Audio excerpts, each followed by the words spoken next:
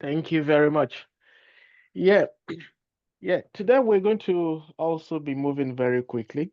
Um, we have the file and created two tables, which are the landing tables to take the raw data into our database. And now we want to create, there are two ways to go about this.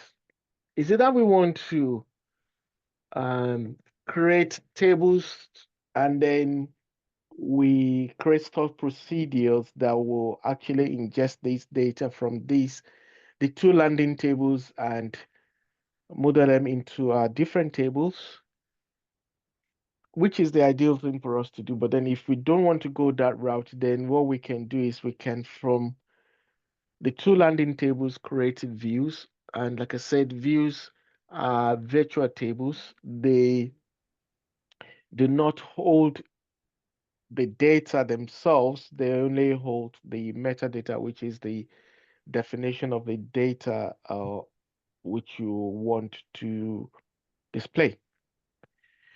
Okay, but in this case, I want to go the route of the creating the tables that will hold these and then just teach you modeling a little bit, data modeling, which is part of what you as a data analyst or data engineer will do. It's a cross between the two roles, really. Okay. So looking at these two tables, which is our first one is the inventory stock control, and the second one is the landing sales data, which holds the sales information, which holds the sales information. Okay. And I think I started with creating a product table and then looking at this data again. So let me do a select star on this one. Looking at our inventory control,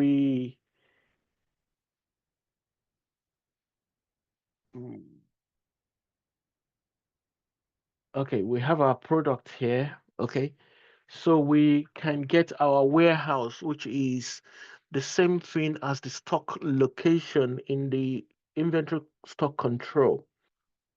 So let me do this on the back of that as well, so that I can compare the two tables.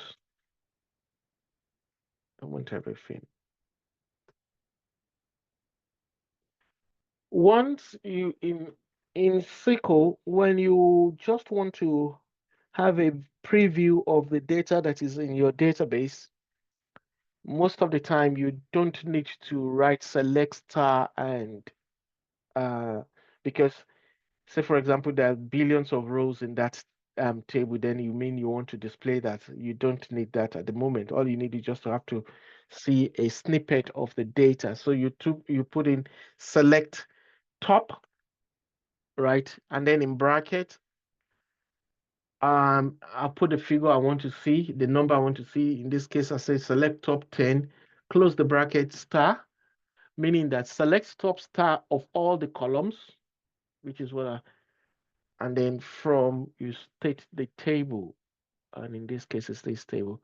So I want to see this together. You can see here it's giving us select 1000. So I just need select top 10 here. And then you can see that below. Okay. So I have the two tables here this way, and then I can have my comparison.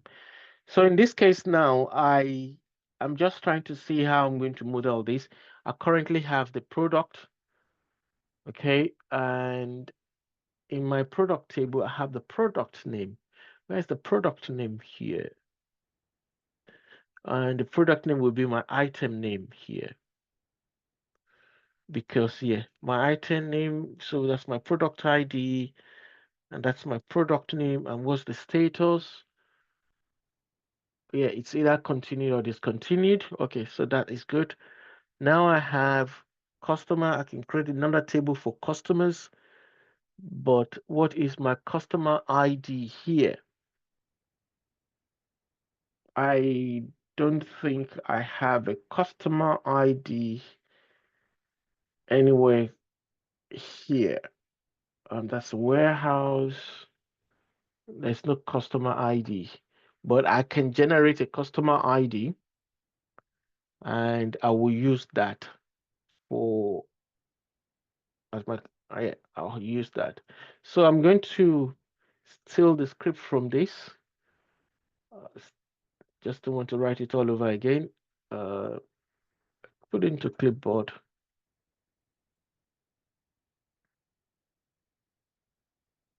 And then I come below here, paste it. I don't need these ones. So I want to create a staging product. That this time around I want to create a customers,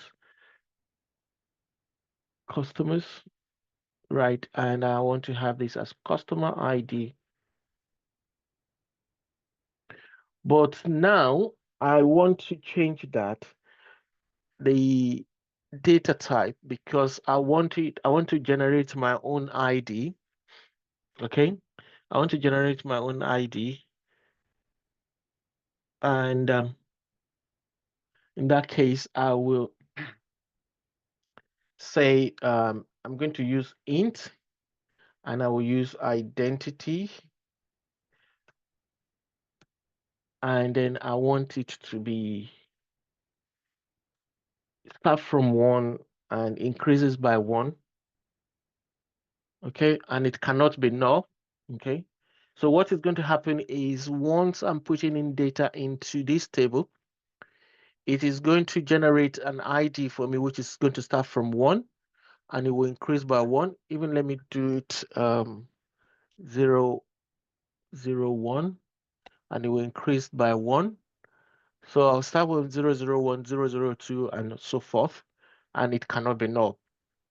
Okay, and then I have the customer name.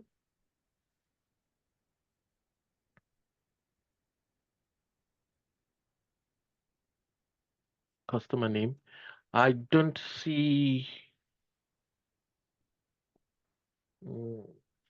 one customer can be one or many. Okay, here, looking at this data, you look at here, you can see here this customer. This customer is both a distributor and a wholesaler. So meaning that a customer can be one or many, can be of one or many types.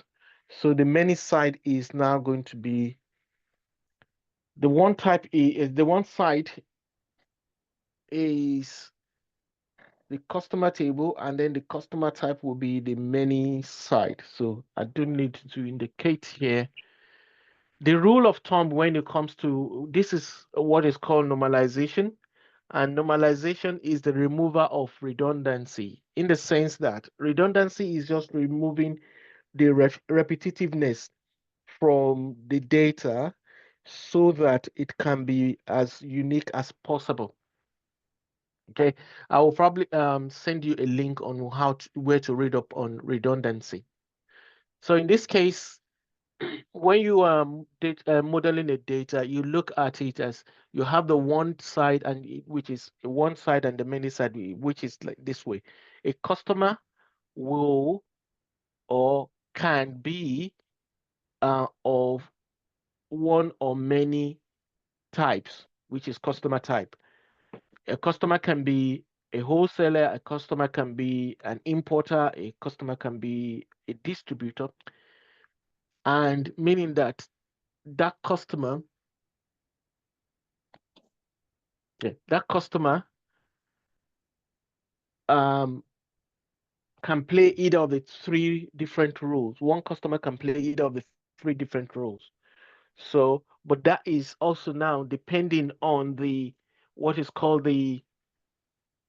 Okay, sorry, Wasil, you raised your hand. Yeah, can you hear me? Yes, I can hear you. So, you mentioned redundancy now. So, I want to confirm if it's the same terms with duplicate. Which is the same time with what? Duplicate. Yes, it's sometimes like that, because what it means is that, you know, if I want to, like this customer OE Limited, right?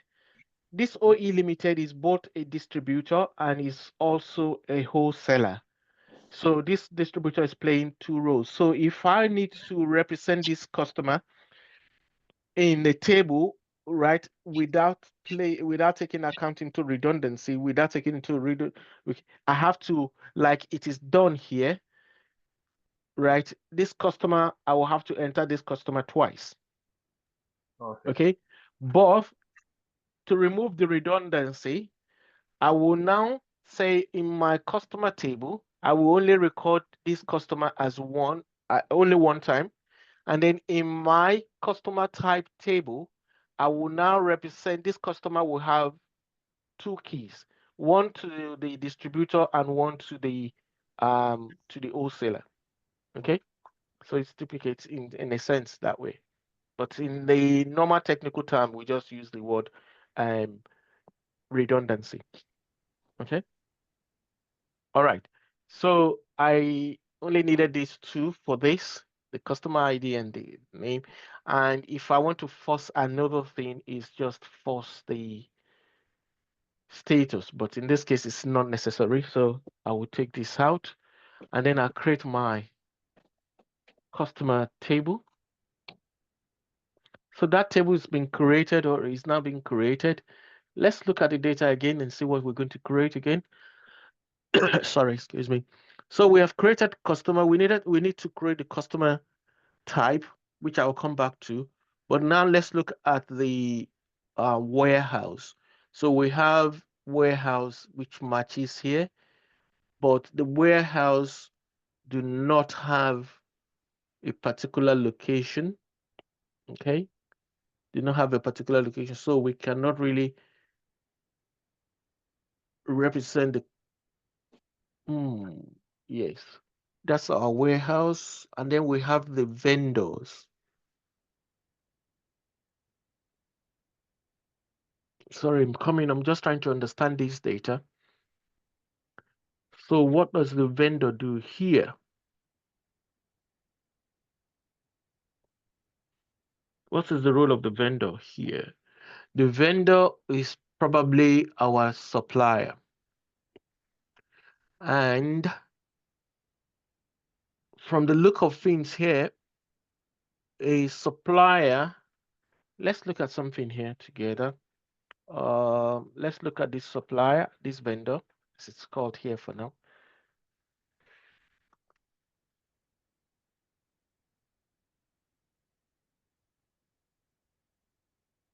I want to see if this supplier only supplies to this location or more.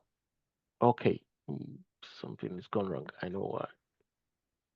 Okay, so look at this supplier, meaning that this supplier supplies to this location, this location, this location, and he supplies different, supplies different items to different locations.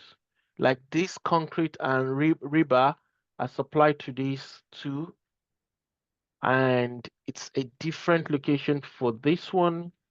For switches is a different location, and for this is also a different, no, these two from the same location. So it's just this one that is different. So this supplier supplies to 3 different locations. That's what it means. Okay, so I can create the relationship. Sorry, I can create a table for the supplier, which is the vendor.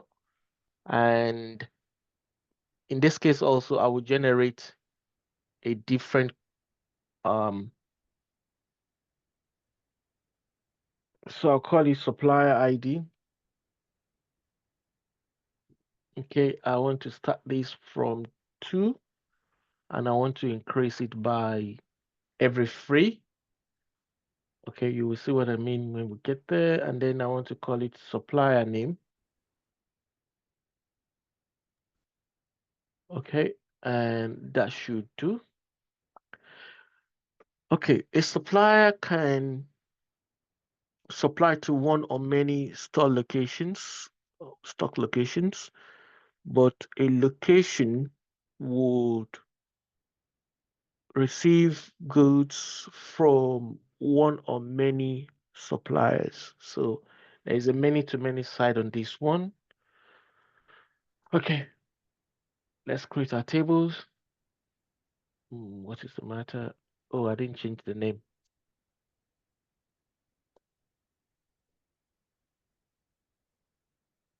Okay. Okay, that is that.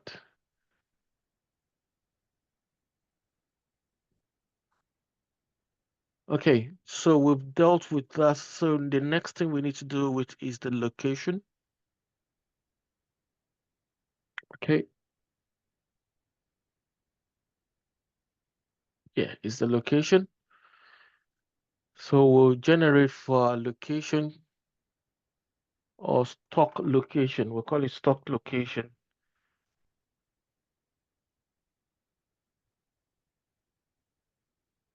Okay.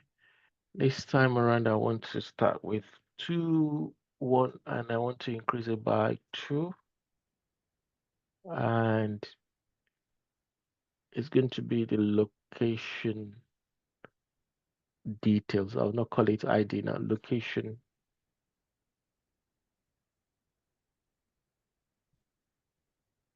detail. Okay, and it's going to be stock location.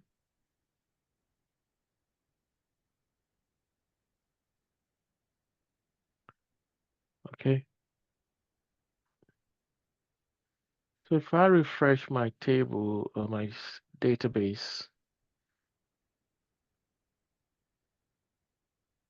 I have these, no, so I have this 1, 2, 3, 4 now.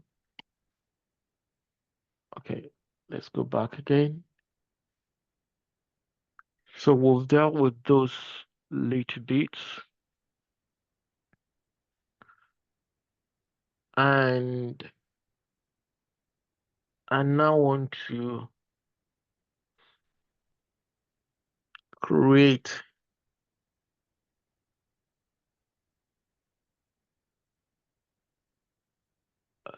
coming. So I have my cost that's on the product. Let me say my product cost per item. That's a quantity, unit price, selling price. So this is my on the cost side. Cost per item, quantity, that's stock quantity. That's the reorder level. Okay. So I'm going to have 2 fact tables here now. By the end of it, sales price, days to order, reorder level. Okay, so I'm going to have another table, which is now going to be my stock level,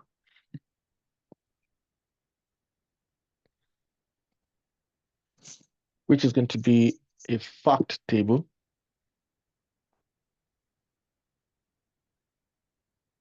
Which is going to be a fact table. So I'm creating that table, which is now going to be stock control. I'll call it now, stock control. Okay, for each stock control, I will want to do it in a different way to be able to closely monitor and control this. So for each stock control, because if I look at this item, let's look at this. And let's see the movement in the stock item ID or item number. Okay. And for this one, there's so much space. You can see there's so much space. Okay.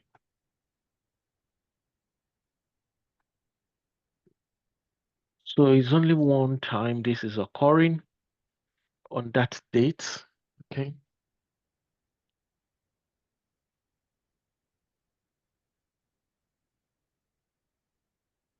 only 70. Yeah, it is only one row per movement. But let's look at it at the last order date. Let's see what is happening there.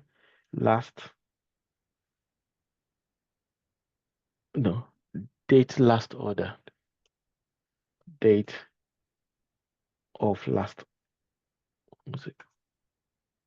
order.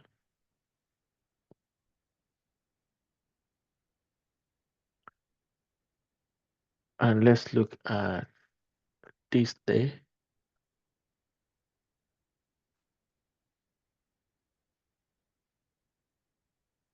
Only one row. Okay. Let's look at let me do something. I will order by 2. This 2 is this row. This is 1, 2. So I want to do a 2. And I want to do it. Yeah, I just do it in any form. So I'll save the 2 dates together this way. No, they're all single days. Okay, except for here, there are 2 items on that day. There are 2 items on this day. Okay.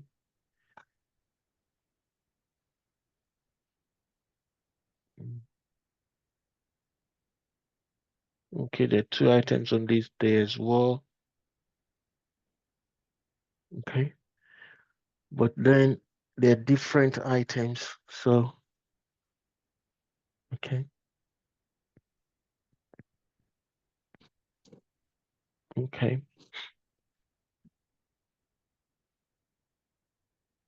All right. So in this case, what I will be doing now is I will need my item ID. I will need the date. I will need my vendor ID instead of the name. I will need my location ID and yes. Okay, the rest we will see as I create it. So now I'm going to be creating stock control, and then the first thing I need is and I'm going to be, okay, when I get there, this is going to be, now is going to be my date. I will not even call it last date of order. It's the date. Okay, and it's going to be date. I don't need it as an identity. So it's just going to be date. And the next thing, let me just copy this.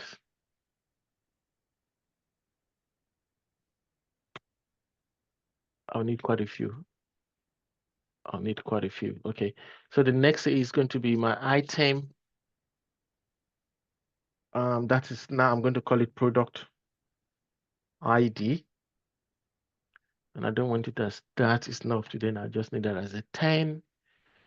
And the next thing is going to be my supplier ID. Supplier ID. And also it's going to be a 10. And the next thing is now going to be, I have my date supplier. I have my location, stock location ID as well.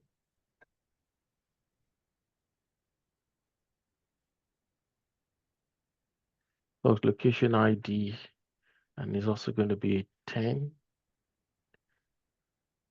Okay, I don't need these.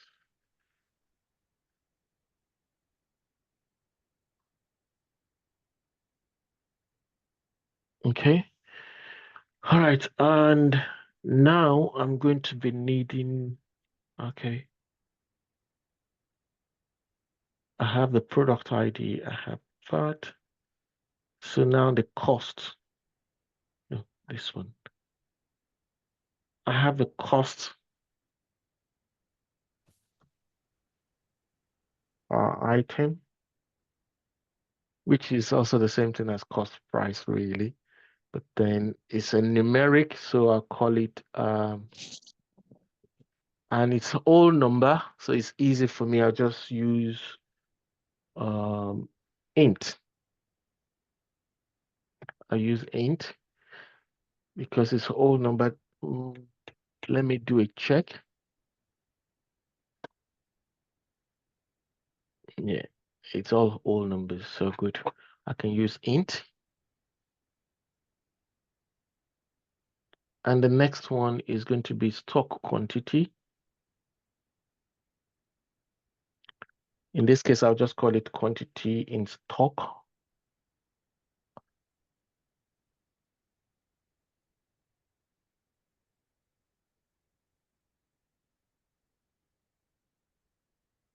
Quantity in stock, and also that quantities. I'll still use int.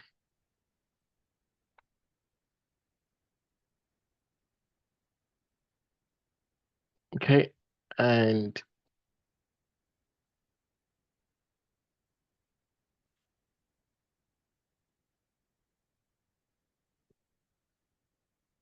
I'll put in my reorder level.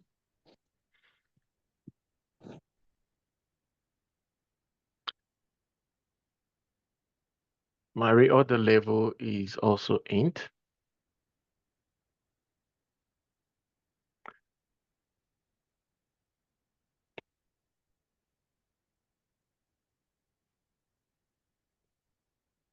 The next one, I know of costs, quantity. I'm not putting it intuitively.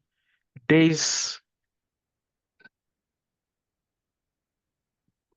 per reorder.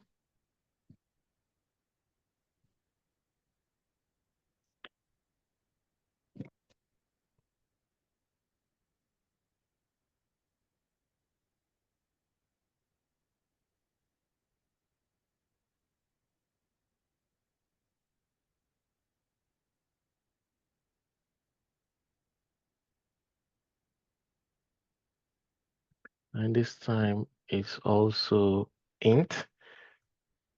I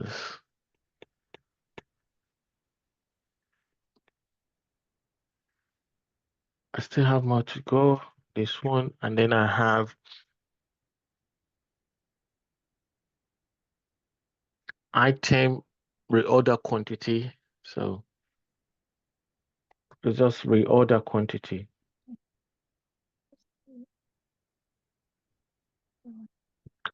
My reorder quantity also is coming in no decimal. Okay, good. So my reorder quantity is coming in no decimal, and it's good for me. Put it as int, and then it's not null.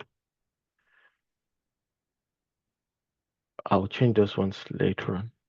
That's not null. Now I want to know my sales price and the total value.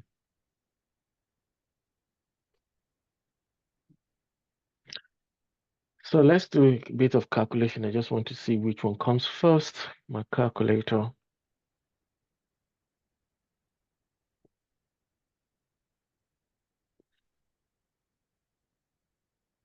Now I have 86, which is my cost per item, multiplied by the quantity in stock, 251, 21,005. So this multiplied by this will give me this.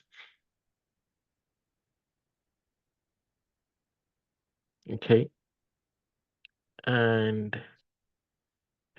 do I have unit price here? I don't have, but it's telling me that the price, sales price, okay, is 167.7. Okay.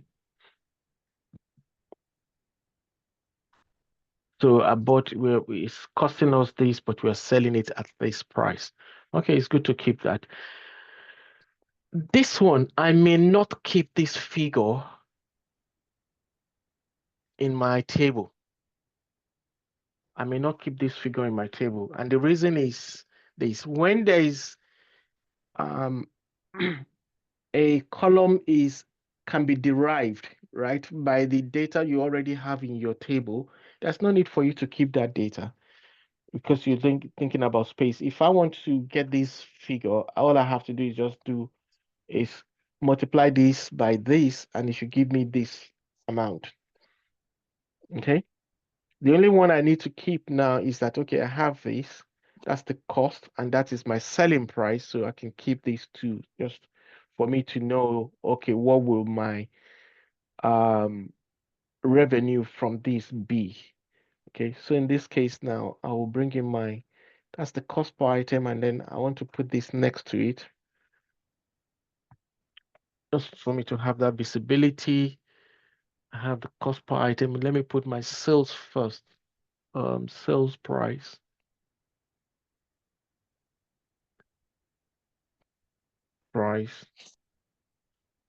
Okay, and this case, because it's got decimal points, I'm not going to use int, I'm going to use decimal. And I have to specify now the range of my decimal. So I'm going to say the standard is normally 18 bytes long and 2 digits of decimal place. Okay, and looking at this, okay,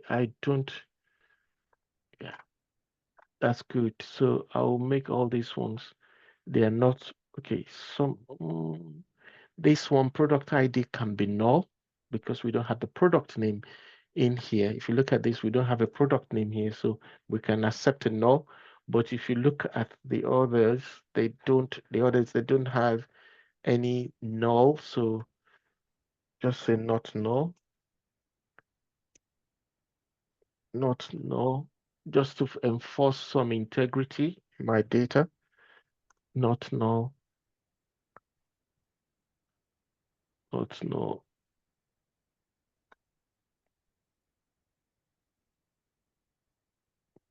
Meaning that when we're entering data into this table, all this column that is not null, there must be data available to write into them. Okay, so that is this table. That's this table, and I'll create that table now.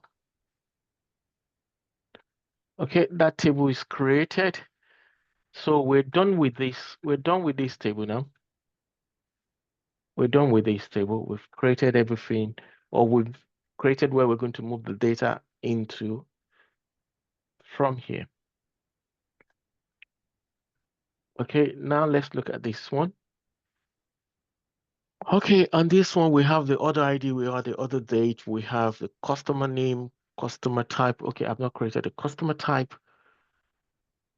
All right. Okay, now let's create a customer type. Now, before I do that, let me create, because I already have this, I'm going to be needing that. So this one, I need my date, which is my order date. So I'm going to be order date. Okay, and then I need my order number.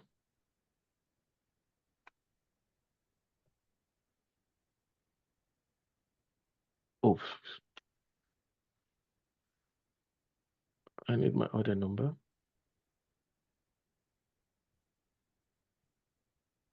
And my order number, to be on the safe side, I'll just make it a 20 or 15. Let me just make it a 20. So I have the data, I have the order number.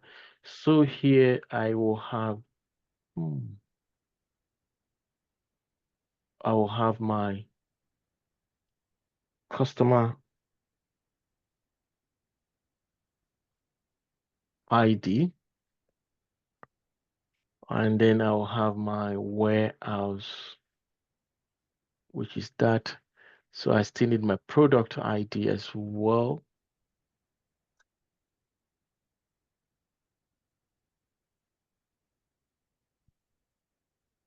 I'll call this product ID.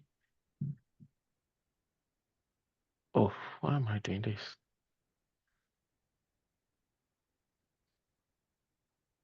Product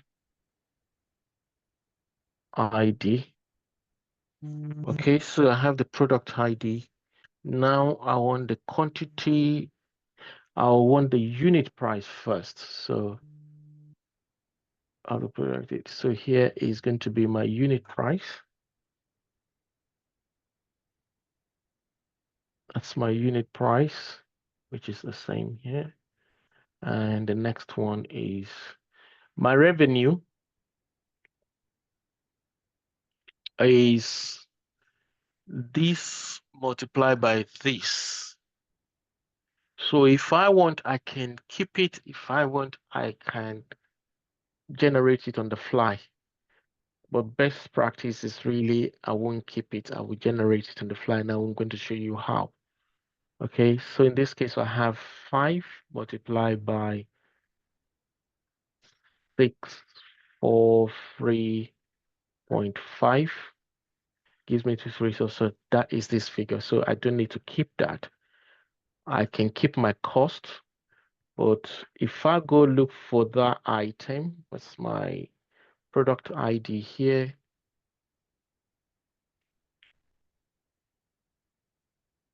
Because unit cost, let me see my product table. I may need to change my product table a little bit. Yes, I may need to put the cost in my product table, but let's find it out here first.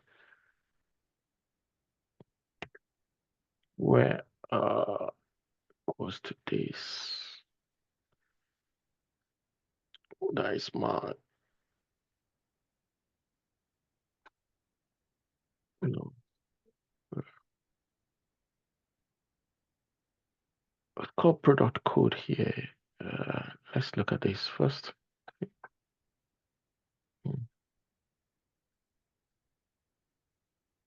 Okay, so it's item number.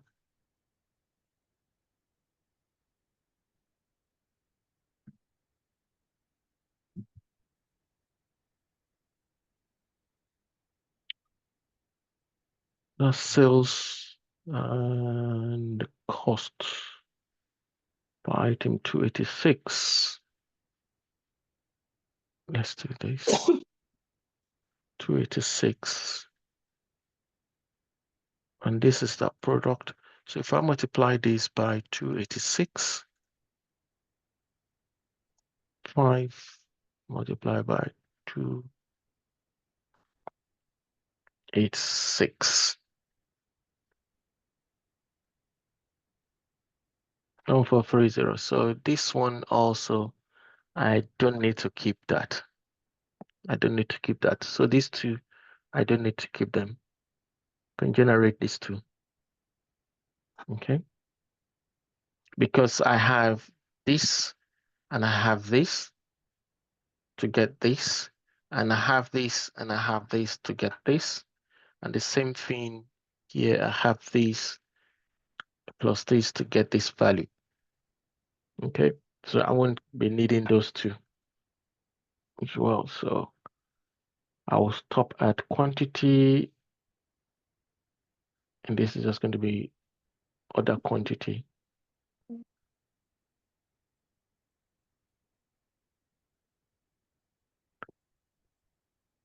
And my other quantity is in, okay, so that's good. So I will, no, I don't need these ones. Okay. And I can generate this table now. Oh, sorry. Cells. In fact, I just call it orders table, my orders, because it's still orders. So that's my orders table. Okay.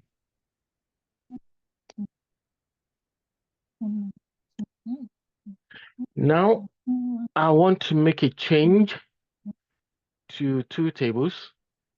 First is my product table. I want to bring in my product table. I want to bring in the cost part. item. So I want to bring in that into my products table instead of having to have it in here. It does not have to reside in here. Okay. So now I'll do here and I do a drop and create.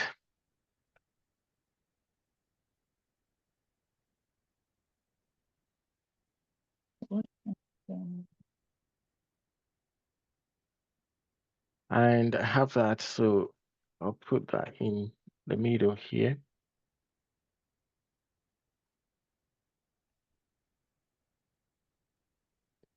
And it's just going to be costs.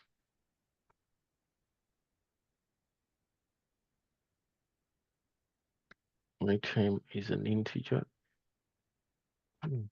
Let me look at it in the supply. No, in the stock control. Is it an integer or yeah, it's an integer. So it's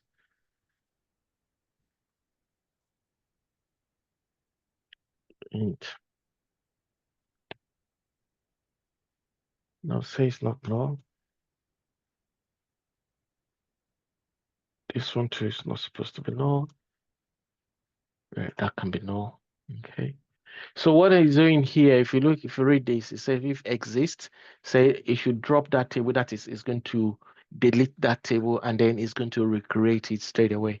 So just two actions in one execution. Okay. And in this case, I will go to the stock control one. I'll do the same thing, but this time I'm just removing the cost because okay, and this is so this is the cost and that's the level and that. So I'm removing this.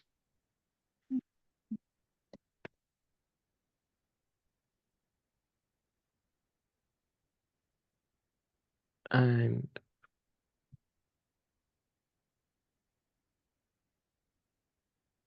we can even keep this sale price in the product table because it's the price which so when you look at it, I can have every information about a product in one table. So this one too, I think goes into that. I remove that. So I have the location, I have the stock, quantity in stock, I have the level, I have the overall, yes. So that's all. I will put that in here. I take these ones out and then I'll come back into the product and I'll make a change to the product table again.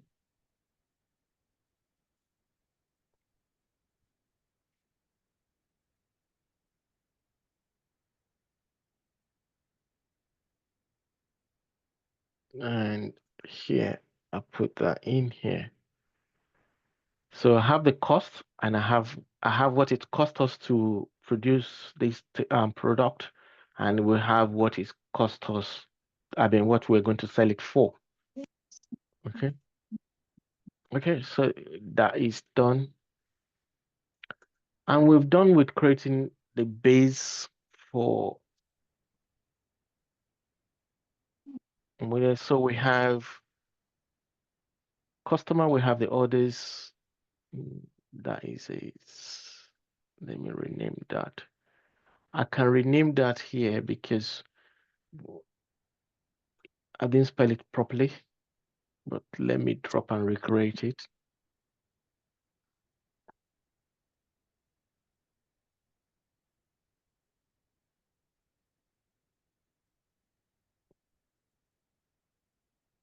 That is all this. Right. All right.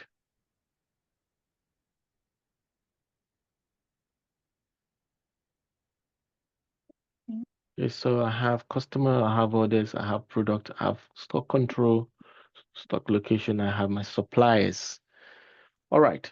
So let's build first our product table. The stop procedure rather. So our product table.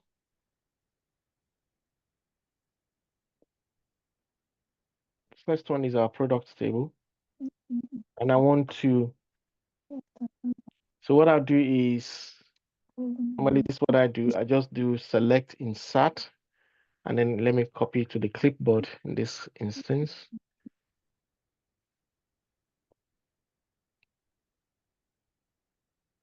Paste it here. So what I'm saying here, or what we're saying here is insert into, which is get data and put it into this table, into these columns. These are the columns that we want to add data into or write data into.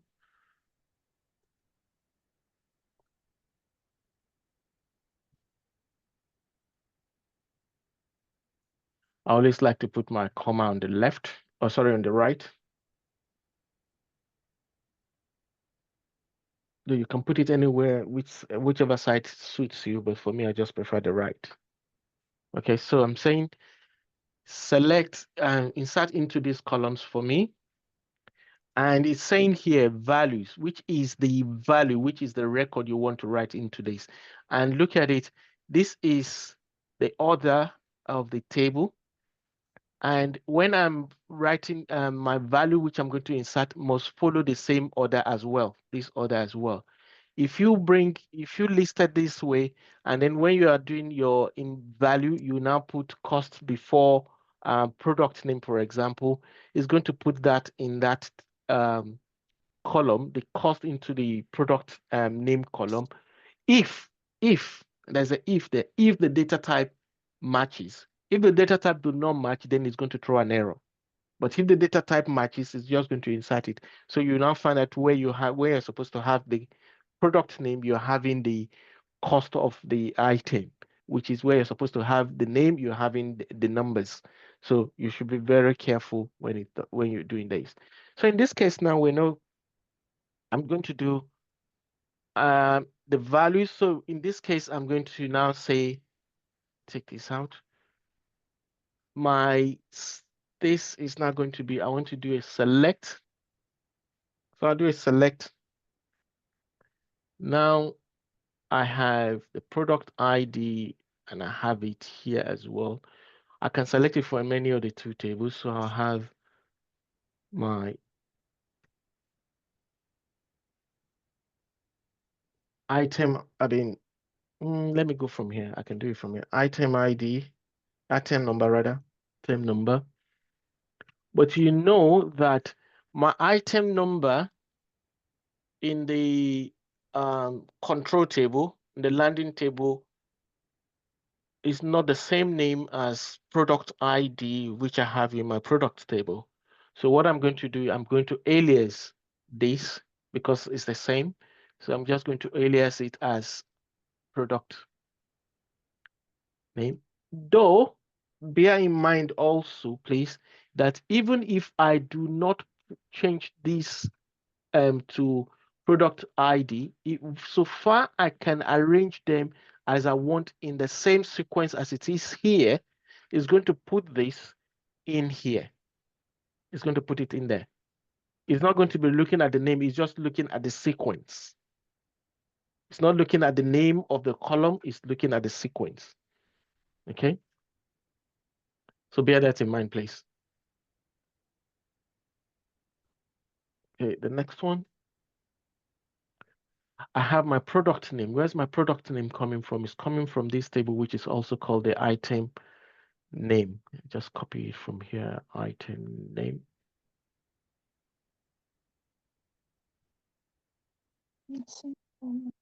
It's going to come from here and it is called product name here. It's called product name here. The next one is going to be the cost item, which is the same thing here.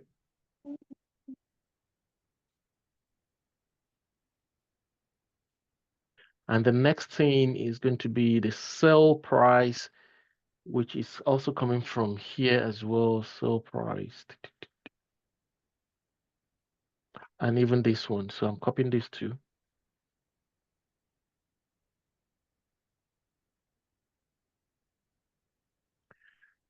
sell price, which is the same thing, and this gentleman is going to be called the status.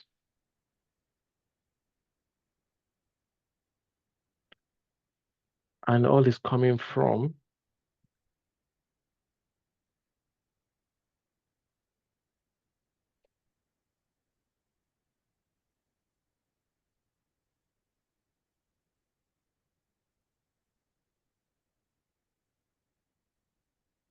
okay.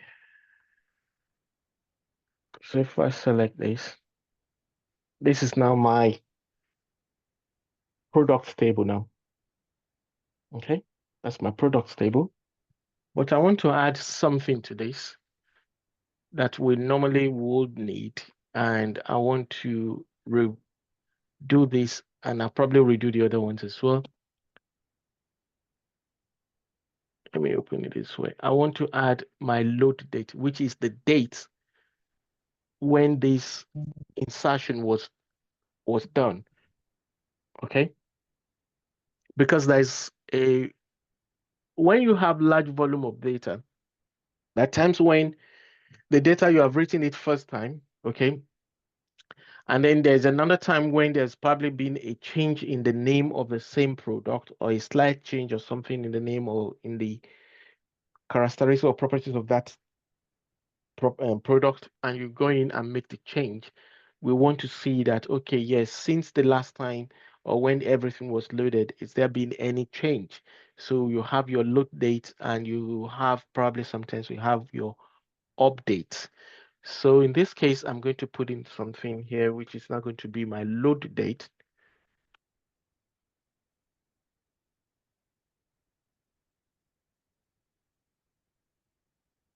And it's date, okay? And I want to set something. I want to set it as default, meaning that I don't have to worry about it. The system will generate it for me. I don't have to include the load date in my script when I may not. If I forget to put the load date, then it will just generate it for me. And you're going to see that. And I put it as date, okay? What's wrong?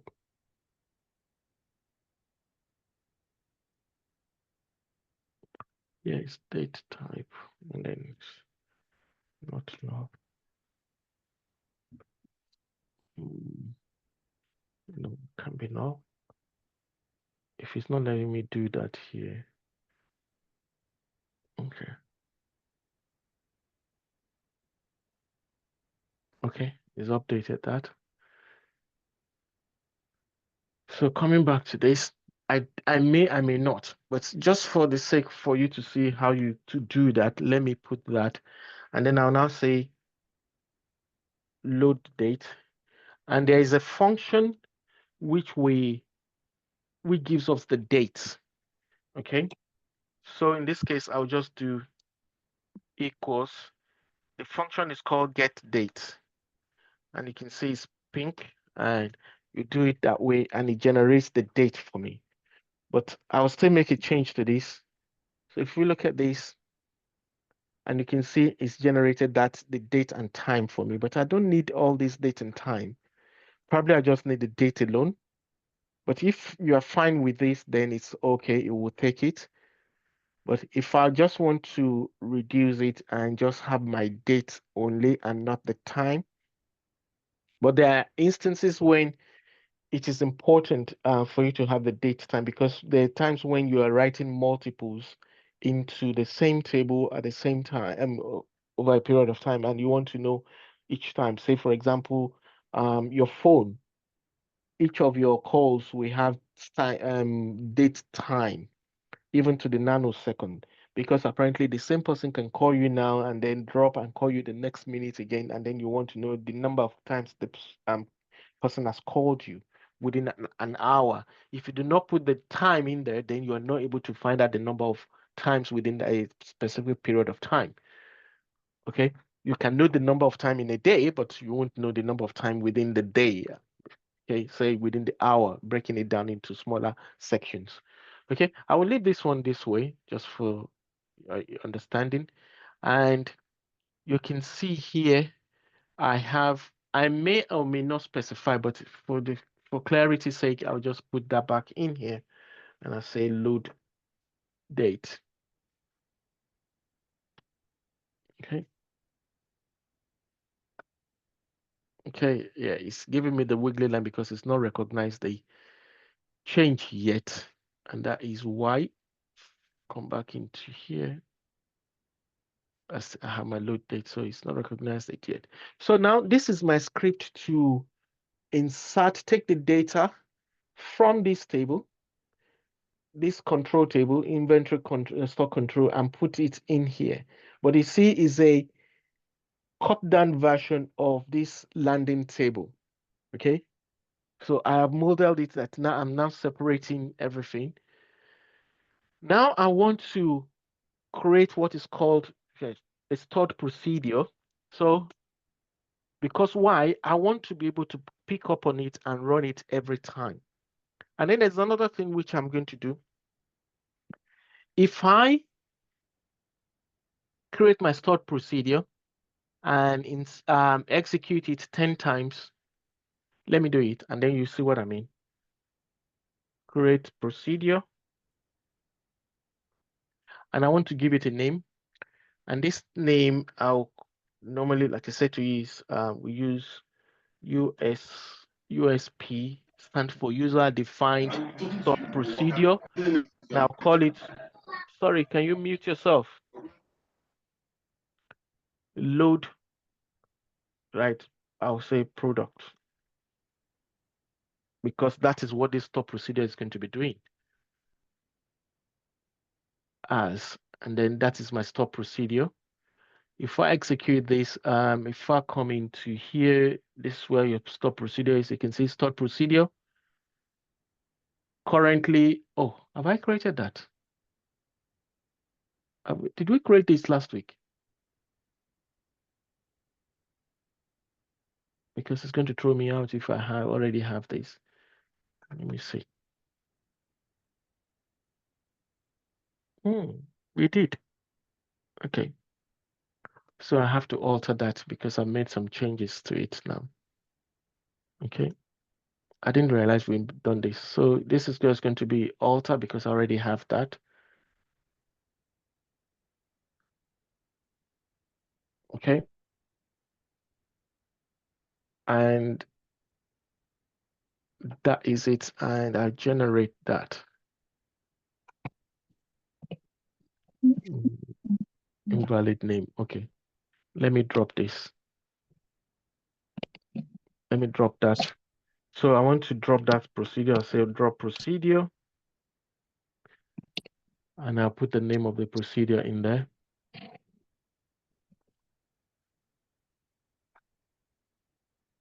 Okay, so I don't have that anymore. Okay. I don't have that anymore. Okay. So I can now create a new one.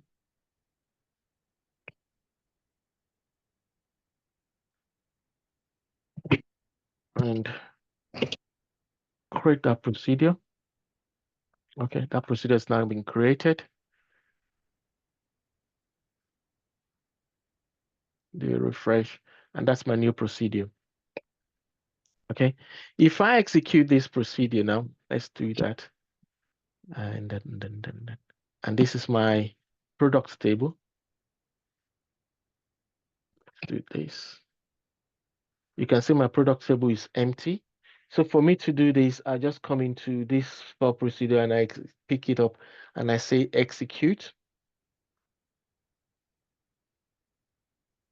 Because I'm not putting any parameters, it's just going to execute. And that is it done. It has run and it has populated this table now. If I execute this, and you can see straight away. Okay. But then the bad thing about it is that if I come back in here and I execute again, you can remember this is just 70 rows that is actually written into this table. If I execute it again, it's executed again. If you come back in here, it's going to be 140 because it's going to have multiplied it. And that's not what we want because it's now repeating everything. I don't want that. I want it only when there is a new record to write in. If this already exists, it does not have to bring it back the second time. And so that is where I'm going to come back into this stop procedure and I'm going to modify it. And I'm going to say where, right, product item ID,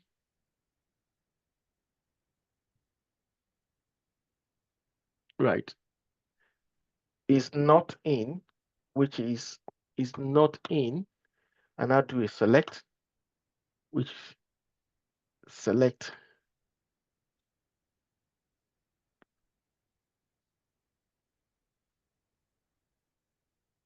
product from my staging table. Okay, and I close that bracket. So if I execute this, you see it's just going to give me all the list of product ID.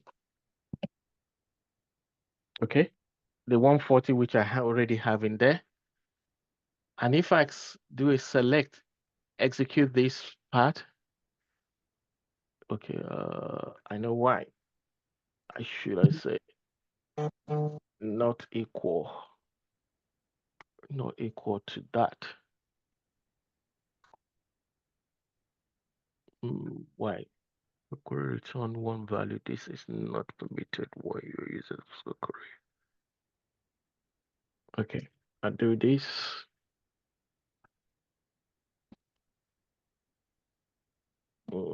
Not in.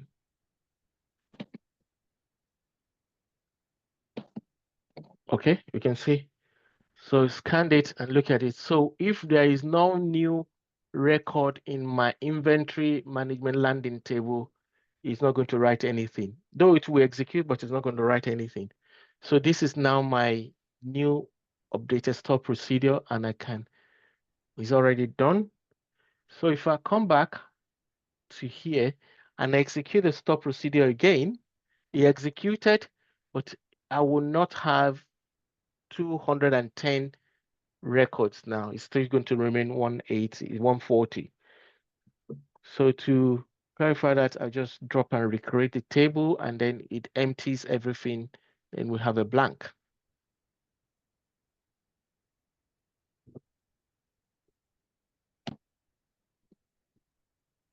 Come on. Okay, so that table is empty now. If I come back, execute, it should be empty. So if I go back to my store procedure and I execute it, it's run it, and then here I only have 70. And then I come back in here, I execute again, it will not give me 140, it will still be the same 70. Okay, because there's nothing new that has been added. Okay, so we've created the first store procedure. The next one,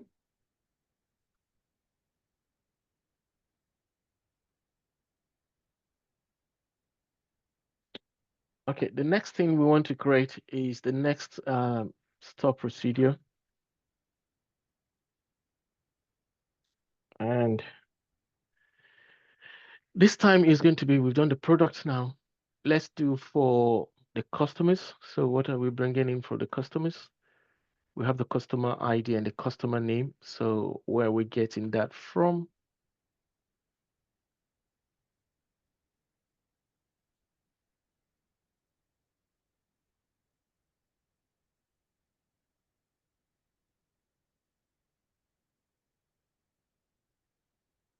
Okay, so we have the customer. Oh, I've not created this table. I have the customer name. Okay, so it's very simple. Create stop procedure, load customers.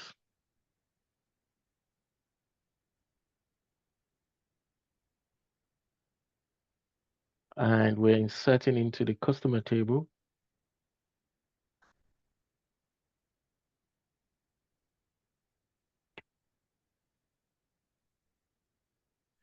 And what we're just inserting is just the customer.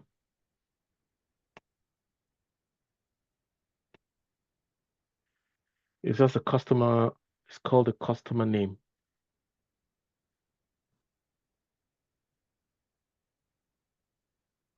Customer name. And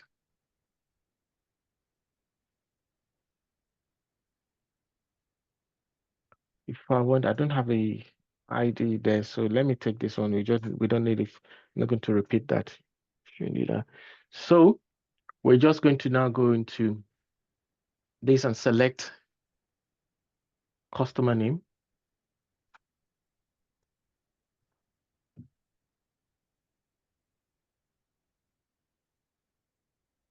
Select customer name from the landing.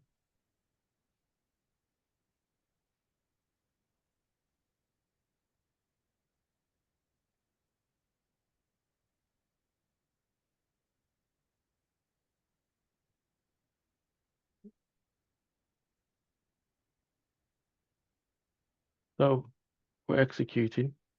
But you can see here we have duplicates. We have duplicates. So I don't need duplicates. I want, in this case, I want unique customer names. Unique customer names. So what I would do, you can see here, I've got, why is it 8,000? Okay, for every row, I think so, yeah. It's got 8,000, but I don't need them. They don't have 8,000 customers. So I'll do a distinct. I use a keyword distinct customer. Okay, and then it's going to now give me distinct customer ID name. So you see they only have 50 customers, not a 8,000. Okay, so unique, and now I want it, will it allow me order by, no, let me leave it, order by one ascending, so it's going to start from A to Z. Yeah, because this one's a node. Okay, and you see starts and then W. Okay, so,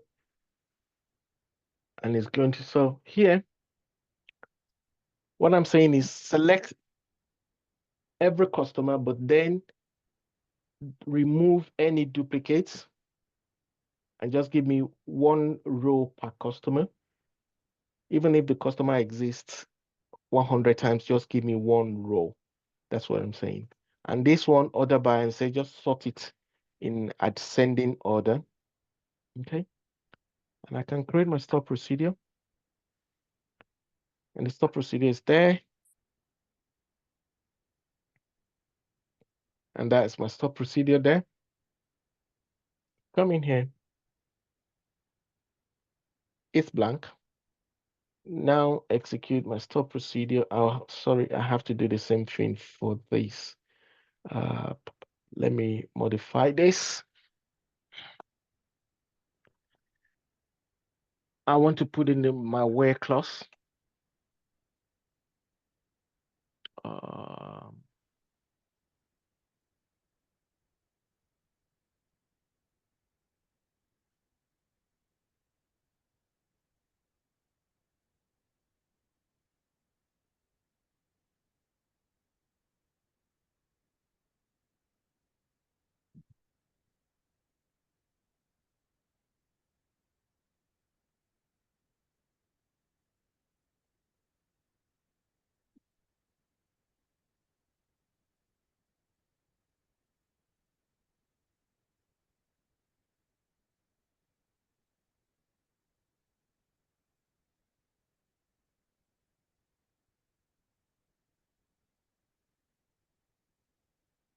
Okay, will still give me the 50 because this table is currently empty.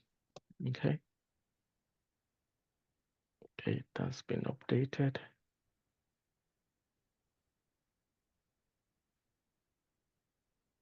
So my table is still empty. Execute.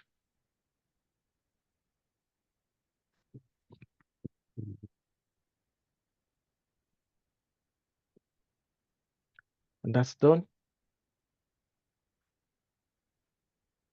And you can see now it's giving me the customer ID, which we don't have before. It's giving me customer ID from 1 because I said it should start from 1 and increase by 1. So 1 is the start, and then it adds 1 to it. It adds 1 to the next one, to this one to give us 3. It adds 1 to this one to give us 4, and so forth. Okay. So that's the customer table done. The next one, let's do the supplier. I think the supply is going to be coming from here, which is this one. Also, the supplier is going to call it load suppliers.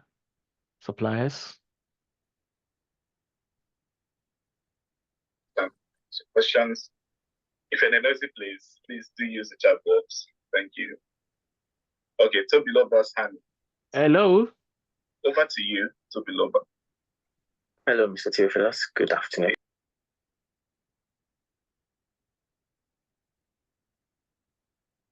Okay. So now suppliers, rather, we have the supply ID, and then we have the supplier name.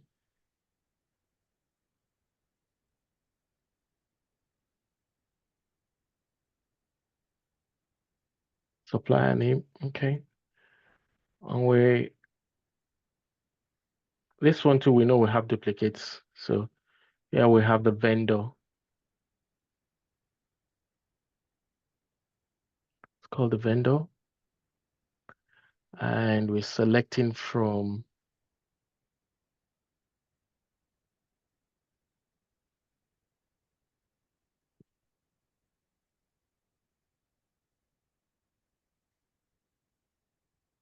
okay. Let's say this. How many vendors do we have?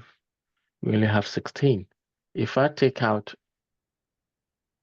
vendor, it's going to give us 70 because we have 70 rows in there. Okay, so but then I still want to do this. So where or vendor not in, and then is my select statement, select supplier name.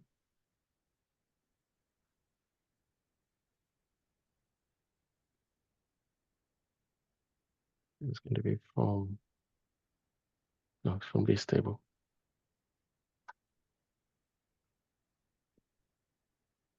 Close. We still have the same 16.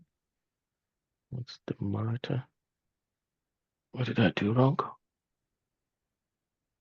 Okay.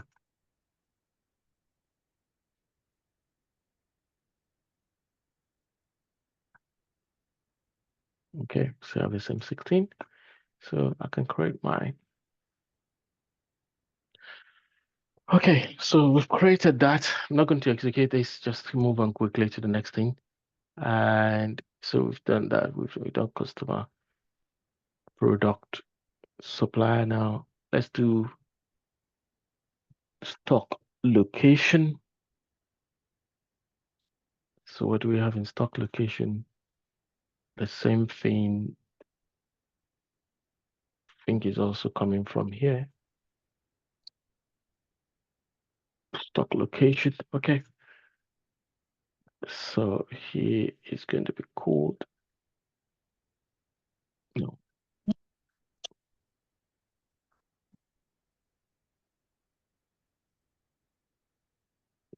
This is called load stock location.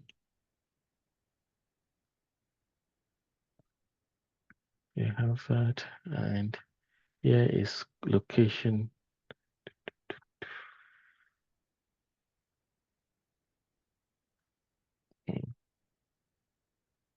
Stock location, and we're selecting it from here. Where stock location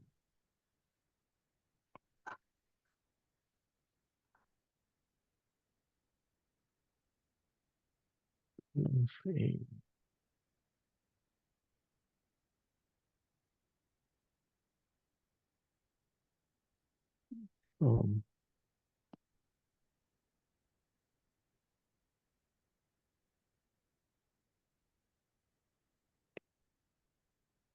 Okay. Okay, we just have 3. And we can do an insert into this.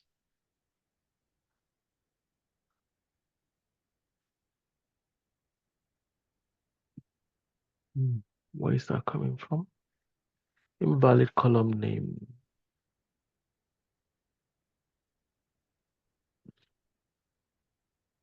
Location ID details. Okay. Oh, stock location here.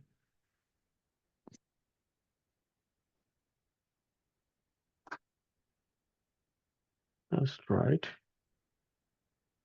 Okay. Oh, sorry.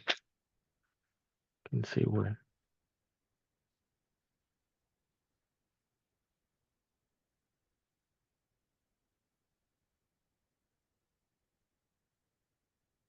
Okay, we're good now.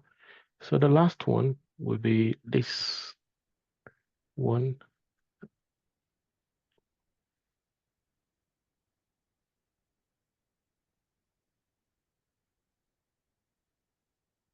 So we want the date. Stock control, we want the date. We want the product ID.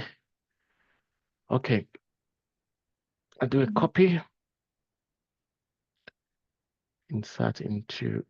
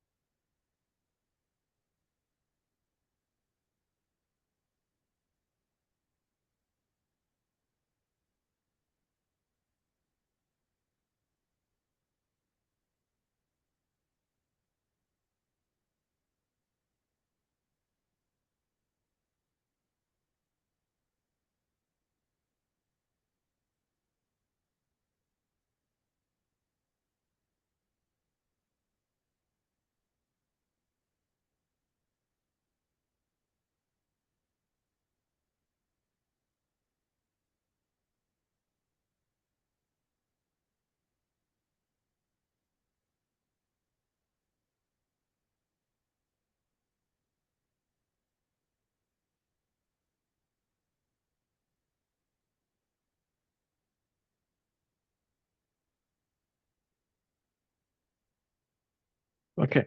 I'm doing a select from, so let me cheat again.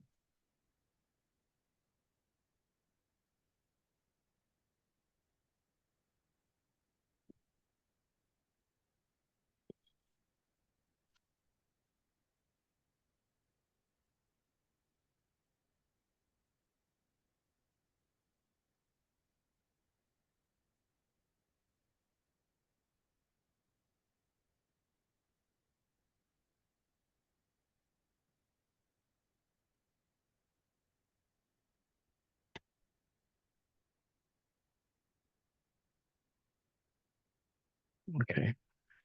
So I need the date. Got that.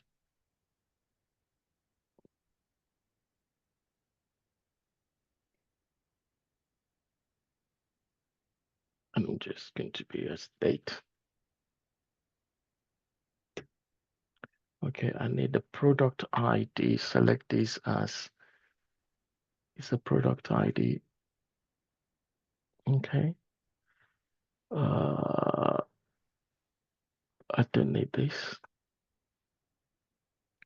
This is now my vendor ID, supply ID, location. ID.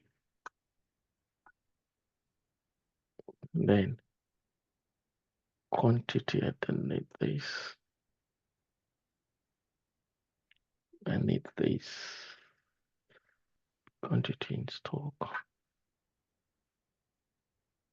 I need reorder. Just because of the name. I don't need this total value. I need the days of, yeah, that's okay. And then quantity, reorder, I don't need these two.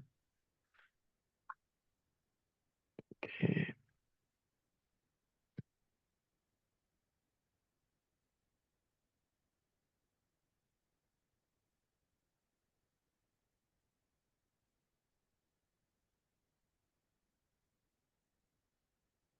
Okay. So this is what we're going to have. Okay. That's my stock control. So this is not going to be stock control.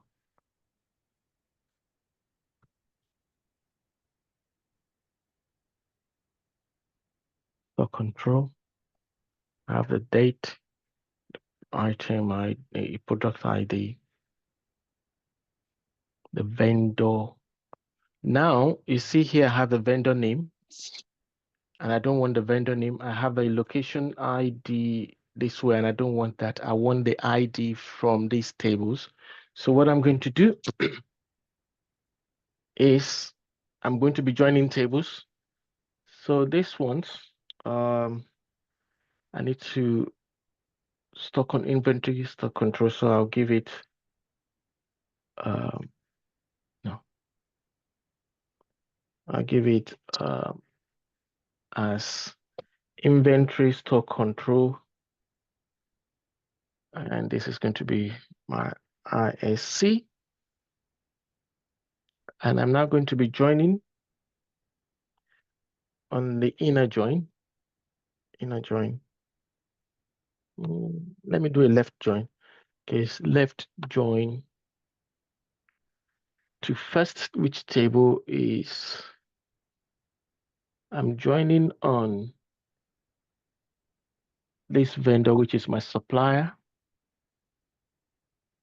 So I'm joining to this, which is going to be S, and I'm joining on S dot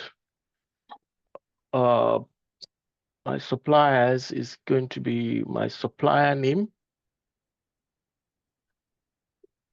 equals my ISC dot vendor, the vendor, and then I'm doing another left join to this one stock location, which is stock location stock L on a stock location location details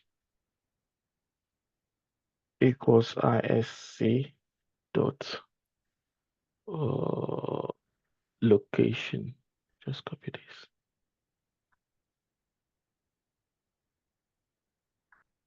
Okay.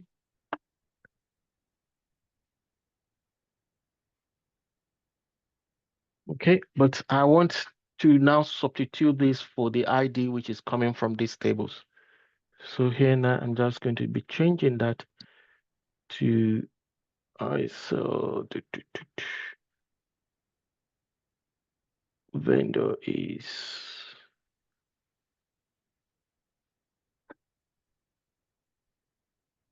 S dot supply ID. Yeah, in fact, I already have it here, so which is supply ID. And then this one is SL dot. Okay. So why am I having the weekly line? S and SL, yeah, it should be fine. What is wrong? Oh no, I know why. Because the tables have not populated the tables, but that's good. Once I populate the table, this is going to come in. Okay. All right. And you see, because I did a left join, this did not have the product ID, but it's still bringing it on. So, okay. So that is my stock control. And I create my stock procedure. And let's create the last. No, we still have two. So let's create the orders table now. So our orders table is majorly going to be coming from here. So I create load orders. Okay, and it's coming inside into this table.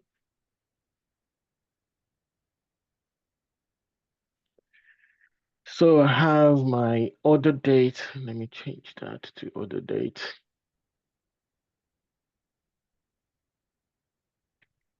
I have order number.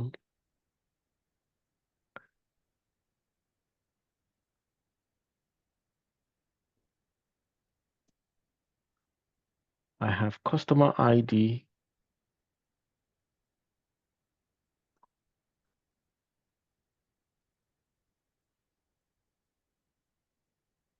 Customer ID. I have product ID.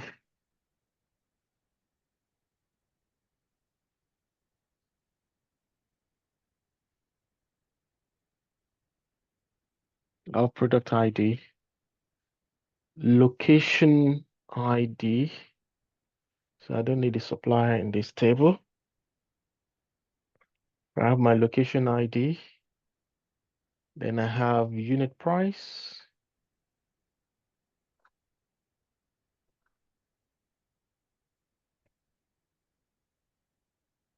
I have cost per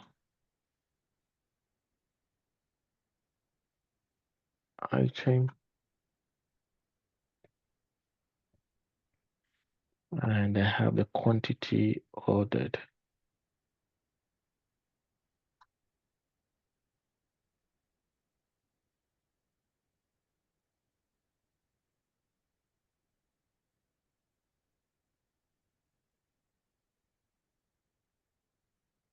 Okay.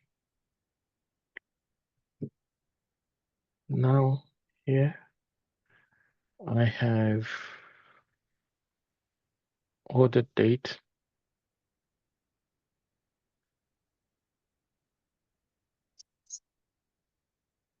Just want to have my order date.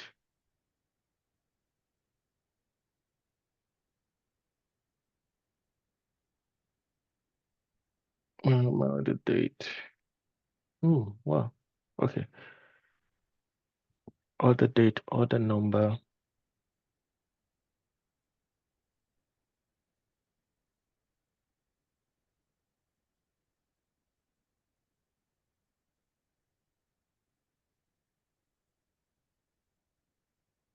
My order number. Customer name now will not be customer name, will be customer ID.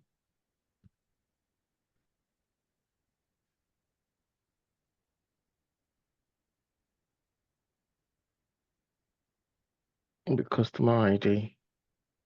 And the next is going to be the product ID.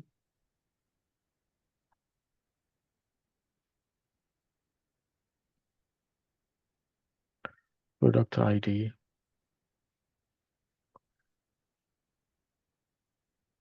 And I have the location.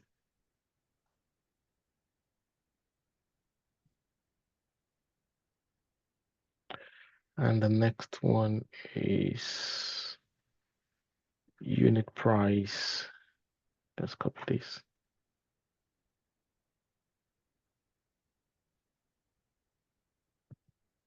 I'm going to write this anyway, so okay. So, and it's coming from this table.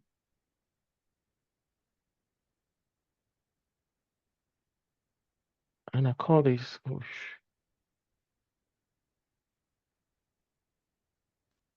I'm going to call this table, alias it as sales data SD. Okay, and here is going to be SD.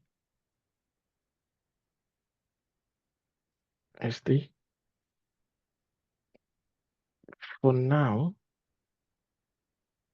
this is supposed to be customer, so C, but I'm not. And this is going to be coming from product P. This is going to be coming from location SL, stock location. And this is coming, this two, SD.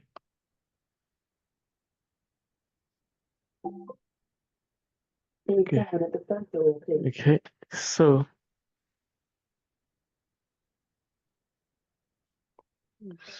here, these three, I've not joined them. So let's just look at it. I'll comment these three out. And I only want to deal with this one for a start. Strong. Cost per item. It's not cost per item. Which one is this cost per item? The other number was repeated.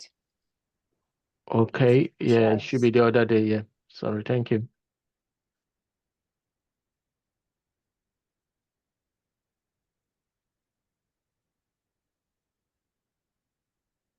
Thank you. But this one, cost per item will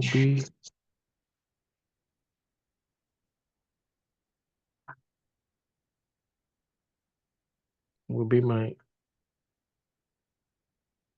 no, I have unit price and I have cost per item, so it's going to be cost.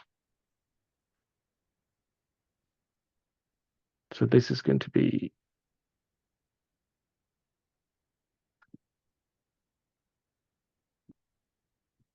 as cost.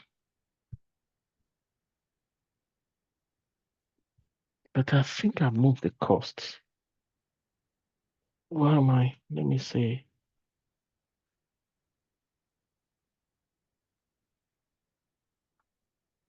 Okay, we still have the cost item.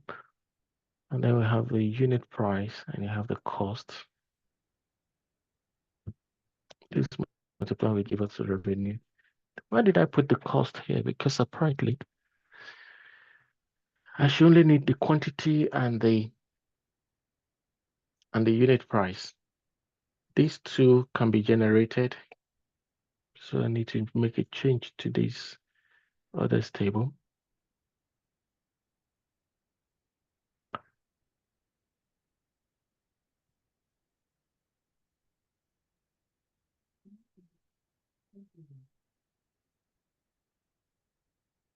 Yeah.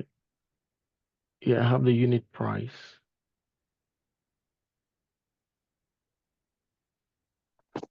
And the quantity. So I don't need the cost per item because I already have cost per item in the products table. But let's confirm that. It's my products. Yeah, cost per item is here and then sale price is here. So I don't need it here. I need the quantity and the unit price here.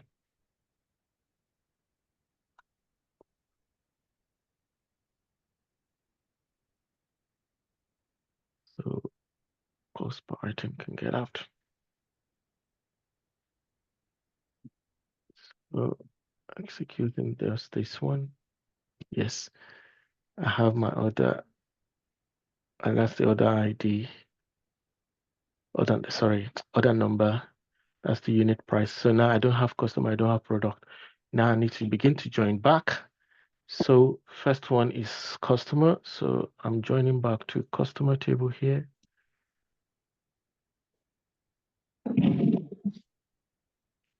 And my customer table will be C. And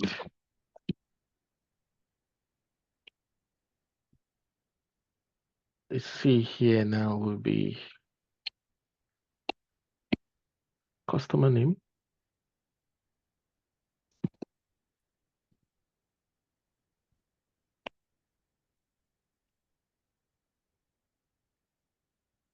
Equals SD dot customer name.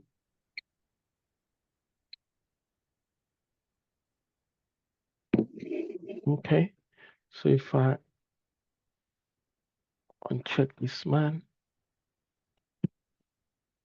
uncheck that man, I should have the customer ID come true. Yes, I have the customer ID come true. Now the next one is the product.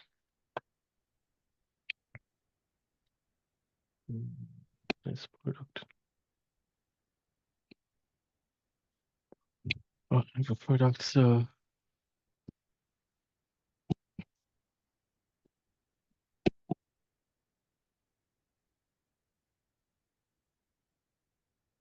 the product is P, and I'm joining P on product name. Like that.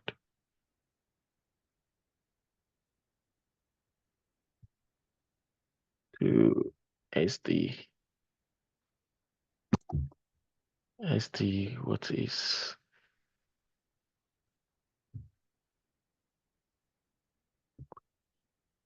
product code?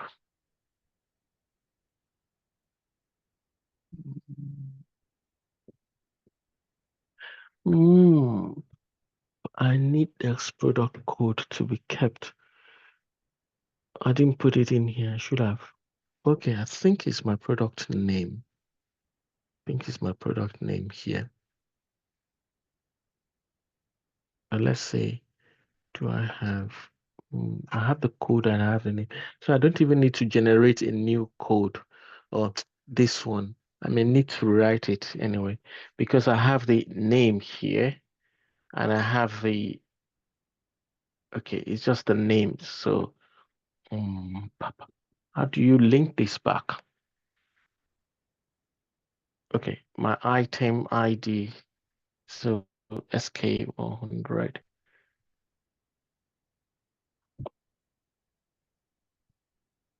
So it's my product code, so which I think I will have there. Okay, still good.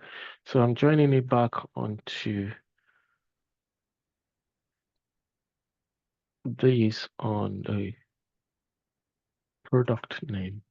No, I've made a mistake. I need to correct that. So let's go look at my product here. Yeah, I made a mistake. I should include, though I've got the name here, but the name will not tie back to the sales data because this is the name, but it will not tie back to this. So I need to include this to tie back to this. So I need to rewrite this. Let me drop the table and recreate it and just add that.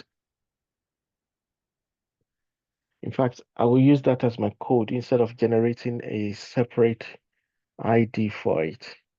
Okay. So I may need to rewrite some of the things I've written before. And I want us to have a break quickly.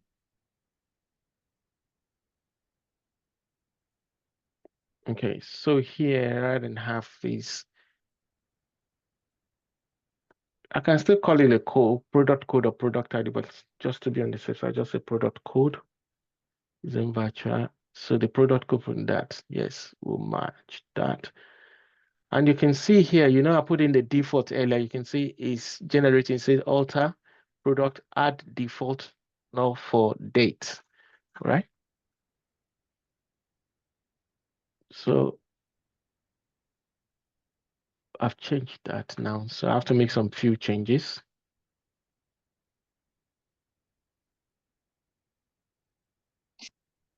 Okay, so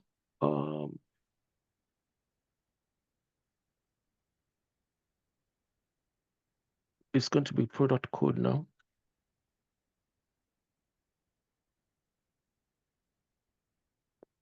And I didn't need to go. I can bring my product code straight from here because it's already exists here. So it's going to be SD dot product code. Okay. So I don't need the product table to join to this anymore. So the next one I will need is the location, stock location.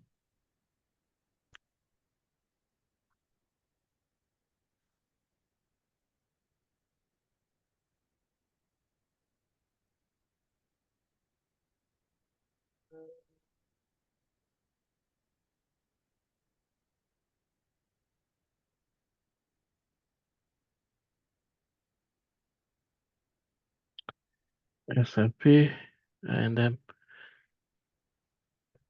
SR, and it's called stock control. What's the name? Location details.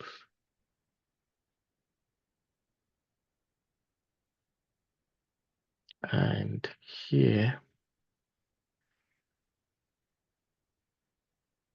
is the warehouse code.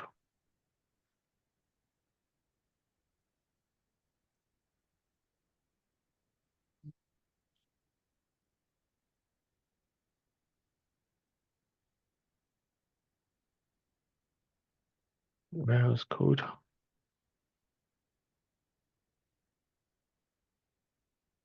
Okay.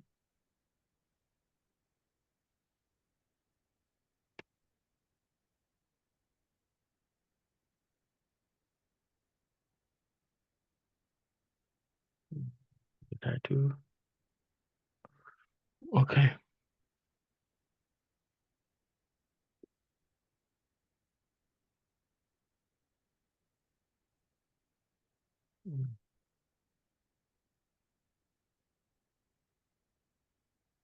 Okay, because I've not populated this table, so that's why you can see now. So that's the date, the order ID, the customer ID code, the store location, the unit price, the quantity.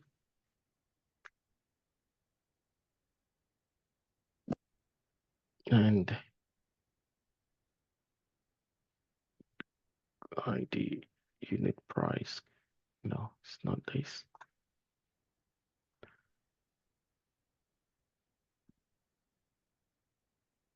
Quantity ordered quantity.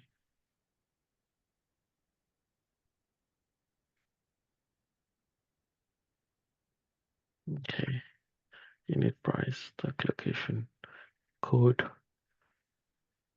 ID, order number. Okay, so this store procedure is ready. Load. What's wrong?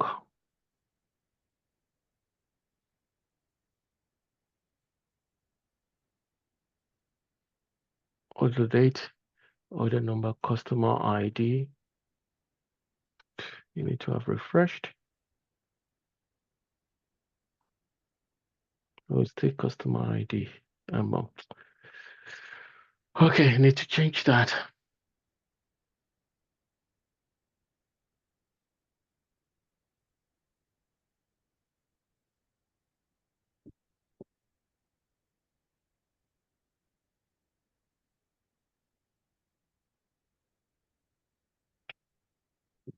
Just changing this.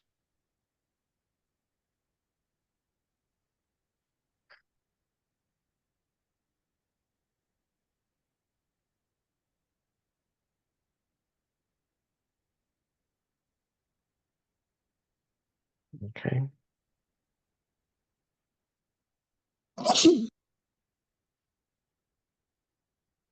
Okay, so that stop procedure also is ready. Now, there's one which I have missed.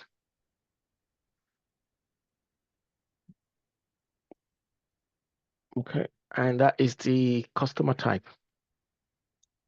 We're going to get into that now. I just want to eyeball which one of these. I don't think I have product.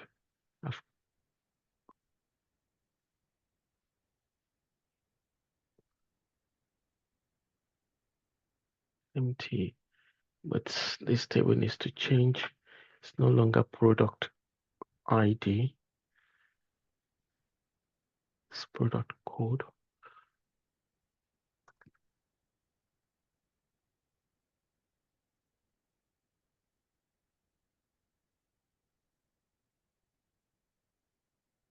Yeah, it's changed. So why is it not refreshing?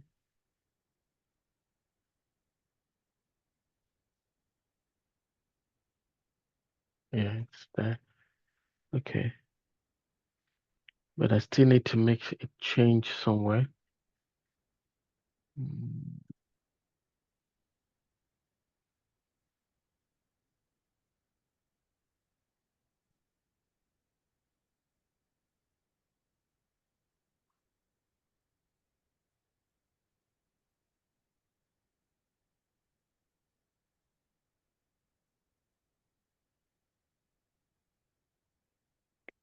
Okay, made a change there.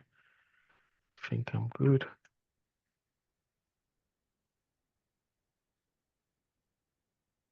Okay, so that's right.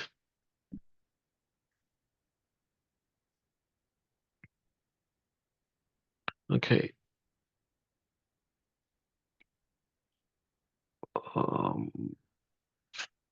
That's right.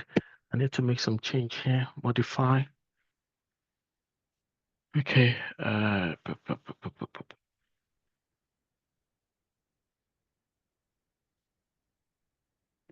Invalid. Okay, yeah. Code.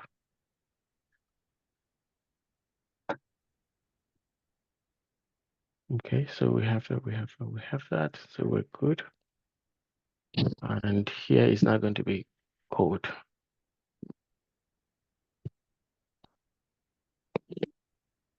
Okay. So code. Select to code. Yeah. Okay, and we're good. We're good. I don't need to align this. Should be. So that is good. That's the product load. I think we've done the other. Let's look at the stock control. So we're making a change here. Code.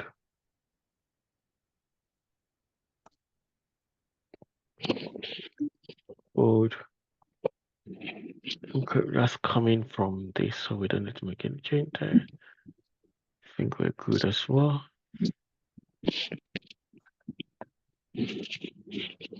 Okay, we're good. Okay, update that too. So yes, now the last one. We need to create a table at the same time. We need to create the stop procedure to populate that. So we have in here this one. So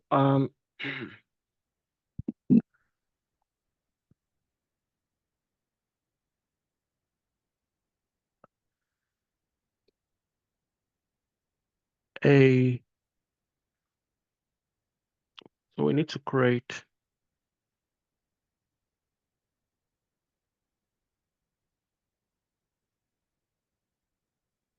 this ID, the customer type ID. Okay, so I want to create this customer type ID. Let's just run this first. my select statement, select.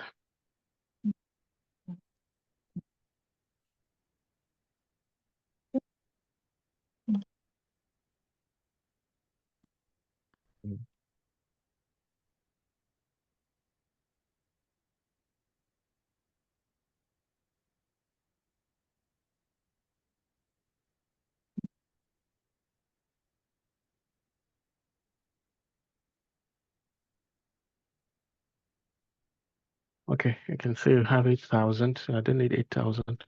First, what I'll do is distinct.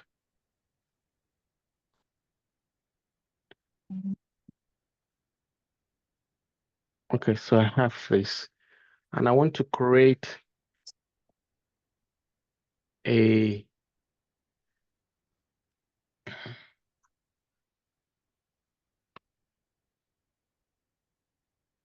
I'll now create I want the first 3 letters to be my ID. The first 3. So I start from left, I do a left, I open up, I call the name, put it in there, and I say I want the first 3 letters, so 3.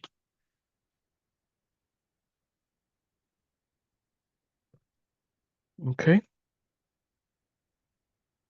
You can see now, it's done that. And I want to call this one now,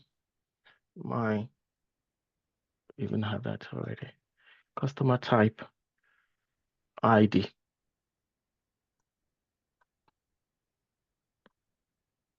That's my customer type ID.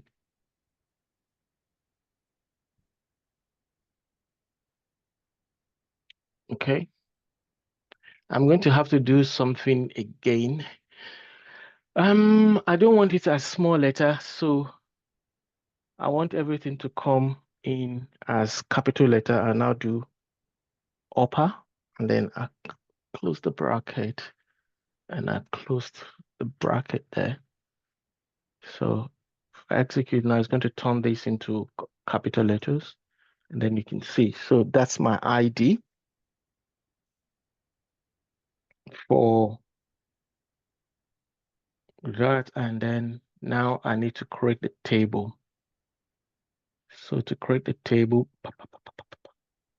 let's take this.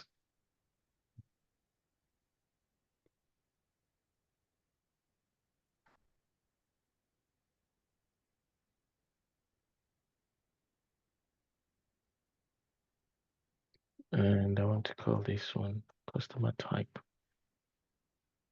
No, it's just customer type ID.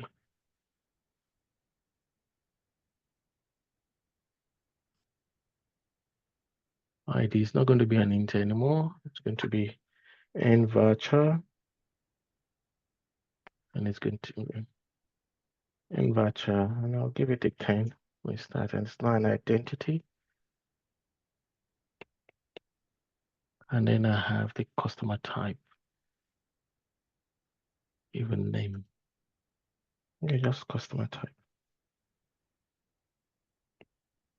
And I know it's not long, so then I'm with space. I'll make it a 20. I make it a 20, so I call this one staging customer type. Okay, so creating that table. I have that already. And I have my customer type. Okay, close that. And then this one, I want to create my store procedure. So I'm inserting, this time I'm inserting this.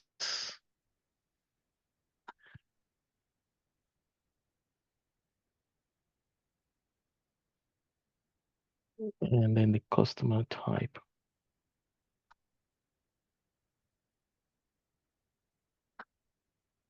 This, and then I'm deleting this.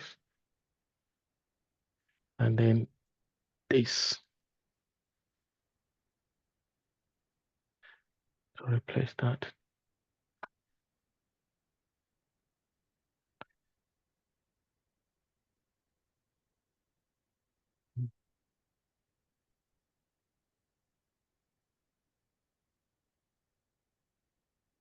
Okay, in this case,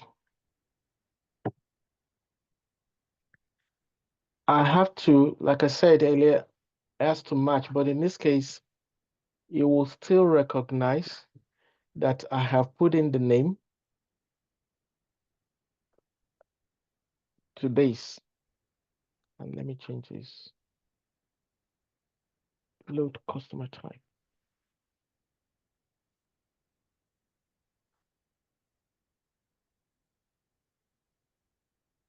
Load customer type. Okay.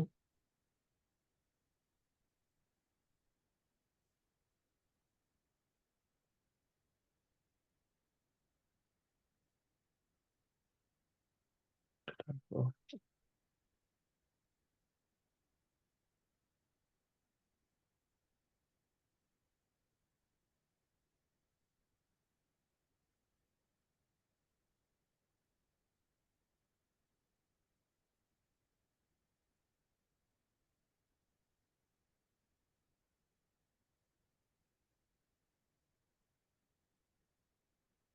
It's not going to allow this.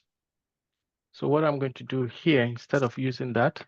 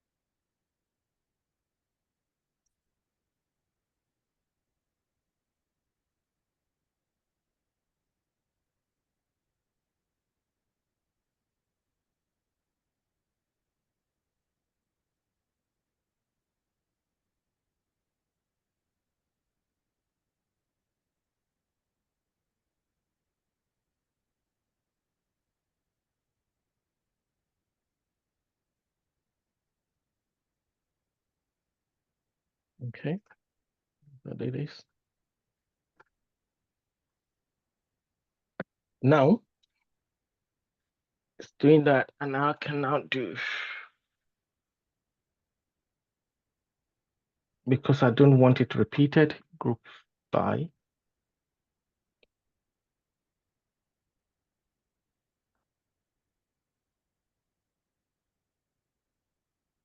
Okay, so if I do this, she will return back to me 3.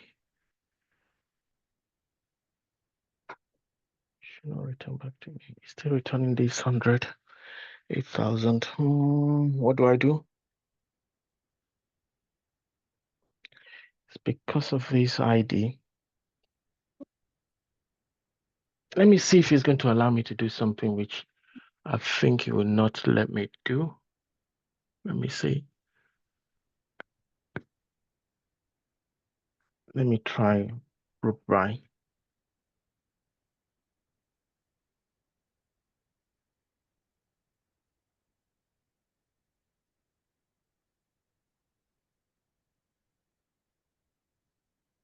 Yep. So I may not need to group it in here.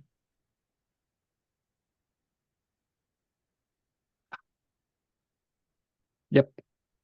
So in this case, I've done this. Then correct the stop procedure. Oh, invalid. Customer type invalid. Customer type ID. Oh.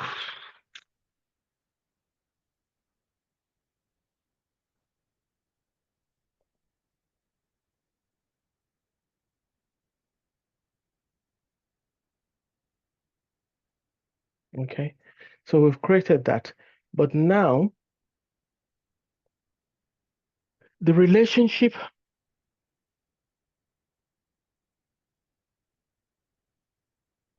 between in the orders table, we now need to bring in the customer type. The customer type, right? Or I can create another table which is going to be an ID between the customer type and the customer table and the orders table. But before I do that, with 14th to 2:13 now, let's take a 10 minutes break. Let's come back at 2:25. Okay, that's 12 minutes. All right. Jide, are you there?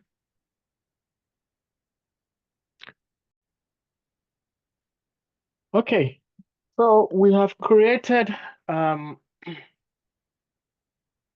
our stop procedure, and the functions of, or the purpose of the stop procedure is actually to populate our staging tables. Okay, so what I want to do now, we have all these. Let me expand on this. We have all these 1, 2, 3, 4, 5, 6, 7 tables. Sorry, stop procedures rather. And we want to populate these tables. But I want to bring something onto your attention here. If I expand on this, you can see here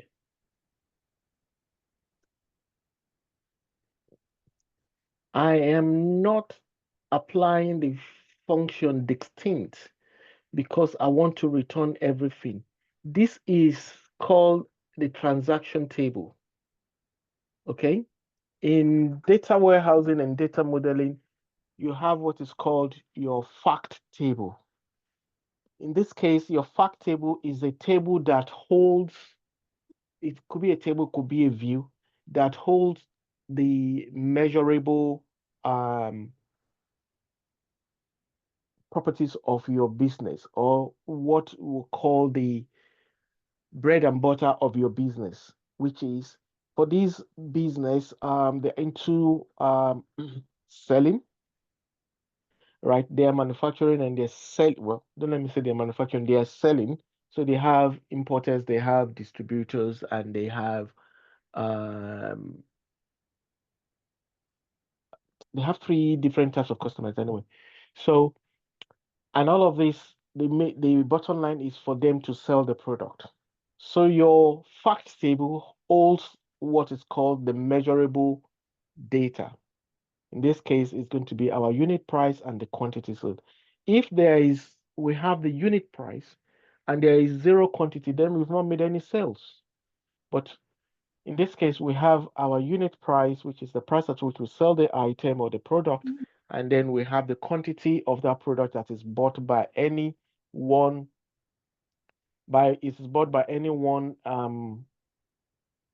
customer on a particular day. Okay, so this is why this table, it's a transactional table. It's just like the transaction on your bank account. Your bank account will keep every record of your spend, how money comes in and how money goes out in your account. Even if it is 1p, you will see the transaction. And that's why it's called transaction, because it occurs at the transactional level, which is every record, every transaction is recorded. But then when you come to the dimension, which are now our product type, and our suppliers, you see I have applied distinct, which is we just want 1 record per supplier. We know a supplier may supply 1 or many products, and a supplier may supply us products over a period of time. We're not interested in that in the dimension table. What we're interested in is just to capture these entities as a categorization for our fact. If we do not have a customer, we're not selling anything. So a customer in the customer table has to be unique. All right. And then a product in the products table too has to be unique. Even if there are versions of that product, each of them, they are unique in their own respect. Okay, so bear that in mind also, and that is why you come across the term dimension tables, and you have your and then fact table as well.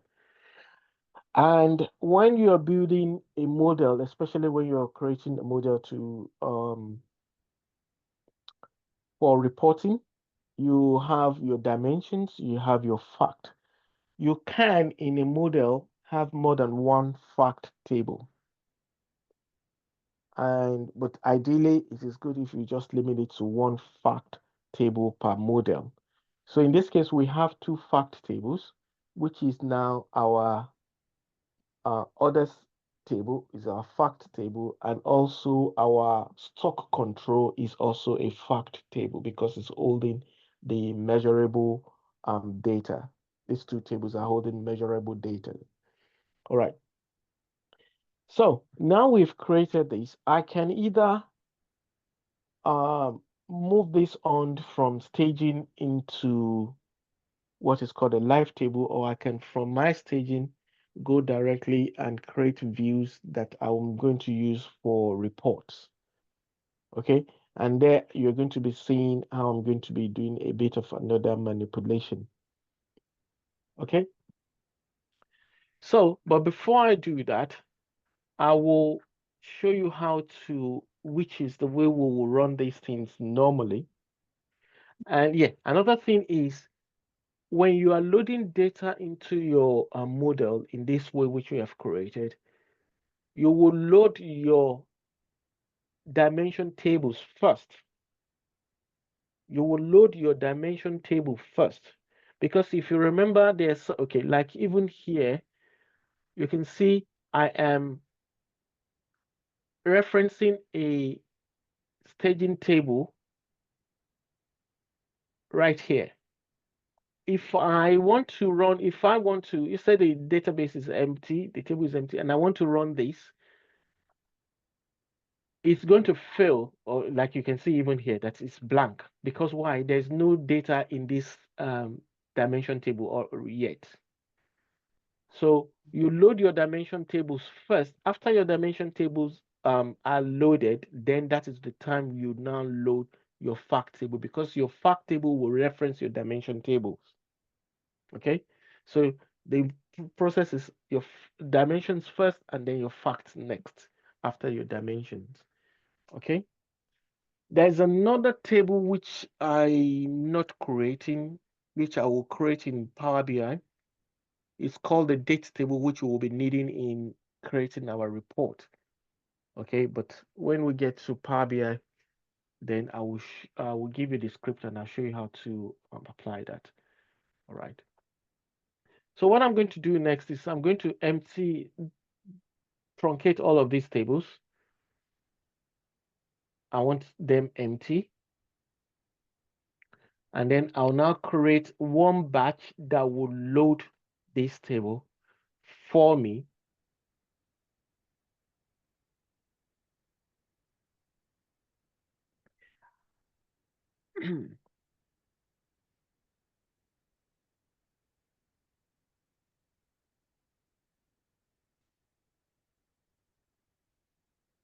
There are two ways to empty a table completely. And you may come across this question in an interview. They will ask you, what's the difference between delete and truncate?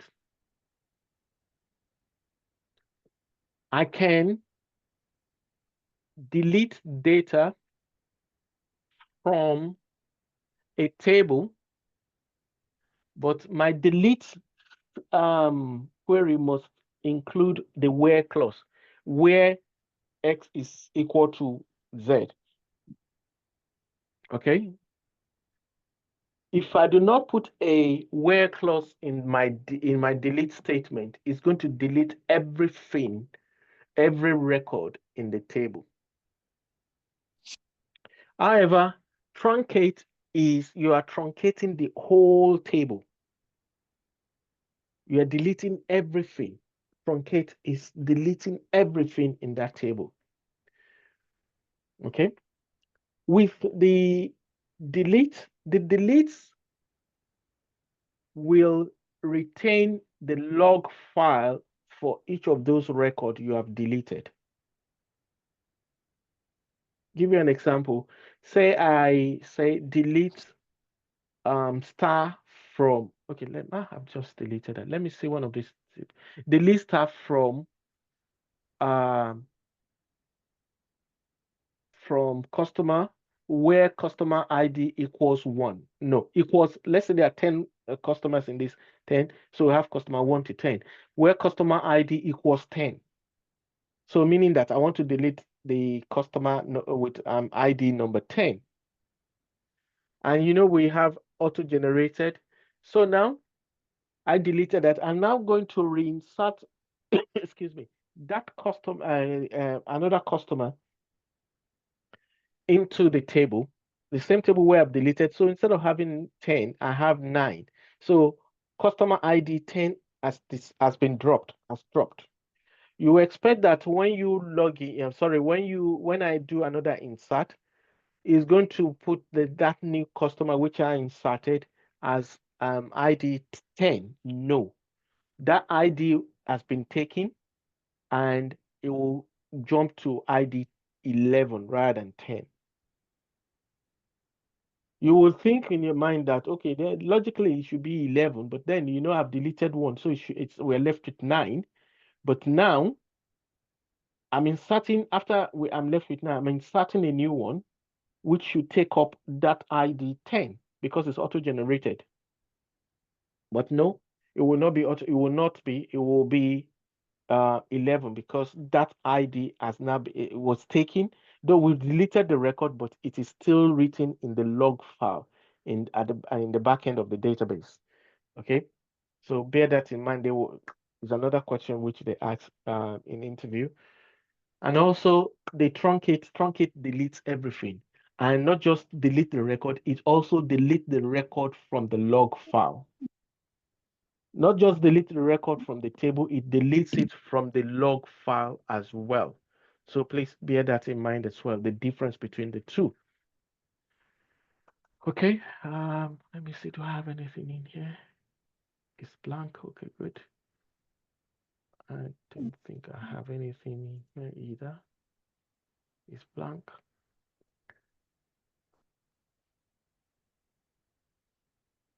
Okay, good, blank.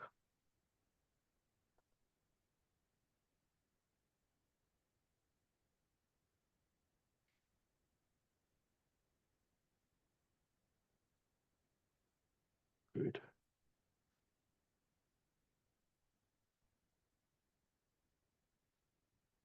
Okay, good. So I have all the tables, my staging tables, I have all of them empty. Now I want to create a process whereby I don't have to come back each morning. I want to schedule this to run every morning, rather than me having to go and set it up myself. So what I will do again is I'll create another store procedure, right? And this time around, I will call it USP load all tables as, then I'll say execute. The first one I want to load is going to be this. I'll put a comma. I want to load customer type after that. I want to load product. After that, I want to load this one after that. Location after that. Supply after that. Then I want to load this after that, and then I want to load the ID after that. So to make life easy for us, oh, come on.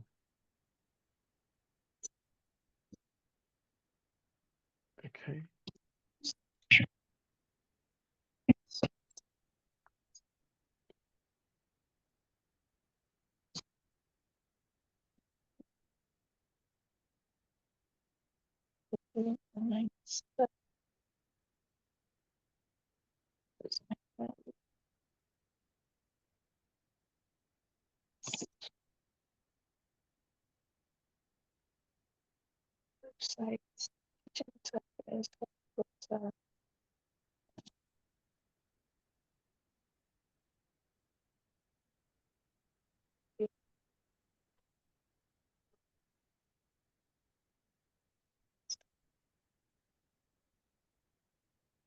Then I have to separate them each one with this.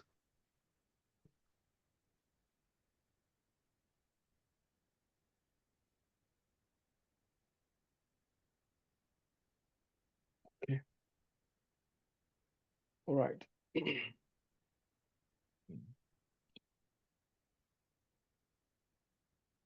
Okay, so I'm creating this load of. So instead of me having to come in and start executing or calling each one line by line, I've just lumped everything into one, create another stop procedure, which it will first execute this one.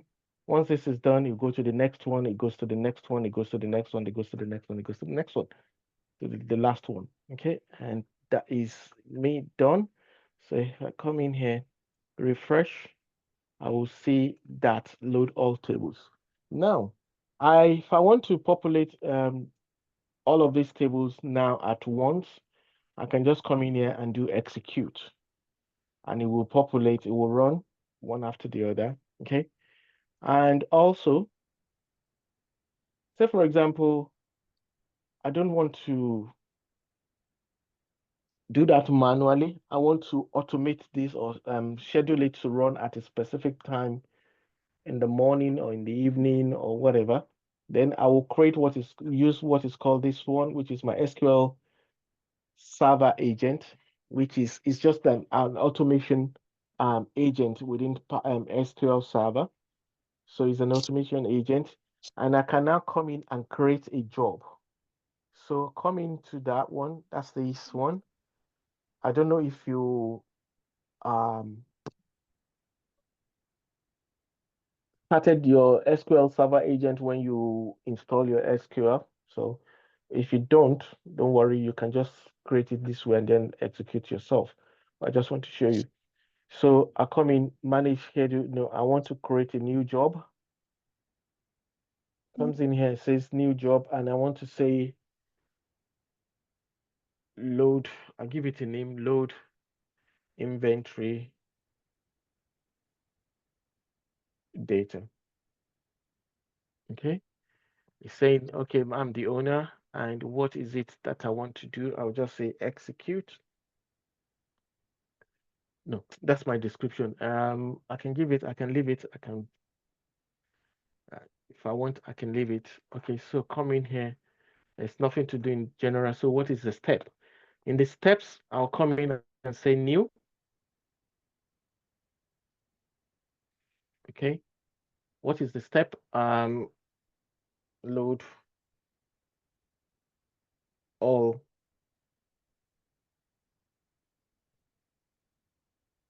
tables. That's the name of that step, and is an SQL script. Okay. Run as if there is service account, you can select that in your, and then it's asking me which database, where is this? And I'll go to the right database. The database is this one. And what is the command? Then I'll say execute. What's the name? What's the name of that stop procedure? Repeat that. Start again. Okay. And then I'll say execute that. And that's it. Okay. And I say okay to that. and then it says schedules, and then I can now pick on, and then name, I'll still call it the same name, or tables. I'll probably just say inventory, because I may have another one, inventory. And then it says recurring, yeah, that's been activated. It said weekly, frequency weekly. If I want it weekly, I'll select. If I want it daily, in this case, it's going to run daily. So, but if you want it on specific days, like you don't want it to run over the weekend, that the business is closed, then select weeks, and then you can select the days you want it to run: Monday, Tuesday, Wednesday, Thursday, Friday. Okay, I don't want it to run on Sunday. So it now says occurrence when, what time. You cannot set the time. You can select like that's 11 p.m. and if you want it to run every hour or so, you can select as well. You can select the hours. You can select the minutes or seconds if you want it to run. In this case, let's just leave it at the day, and let's leave it at 11. What time is it now? Let's see if I can quickly change this to, what time is it? To, let's say 14:50 in 3 minutes. If I can finish before then, start today and has no end date. Okay. So I say okay to that, and nothing. And then if I want to set alert, say, for example, the job fails, or even when the job completes or whatever, I can set alerts here. And I can also set notification. They can send you email. They can send you, as now you can also send you SSMS, but you need to add another application to that for you to send you text message. So in this case, I'm not adding anything for now. Let's just quickly see if we can meet up with the time, and we'll set it up. So if I come back in here now, refresh, okay, I click on the drop down, you can see that load inventory which I put in there. So that is it. And I can check when it runs. I can check my history. So you can see view history. In this case, it's not happened yet, so still going to, right? But let me show you the ones while we're waiting for that. Let me show you the ones which I've done in the past. Click on that, look at the history. I hope you can see it's every day until, and you see the last time it ran was on the 21st of January, and it will tell you why it failed and where it failed. Like this one is a three level, 3 steps process, and it failed on the third one. The first one was okay, the second one was okay, the third one was where it failed, and it's going to give you the reason for the failure. If I scroll down, you can see it's telling me why it failed. It says execute blah blah. That's the name. Say the merge statement attempted to update or delete the same row more than once. Okay, so that is the reason. So what I need to do is just go back into there and modify the script to be able to handle that. So let's wait, see if this is going to run. We have less than a minute. Just wanted to see that.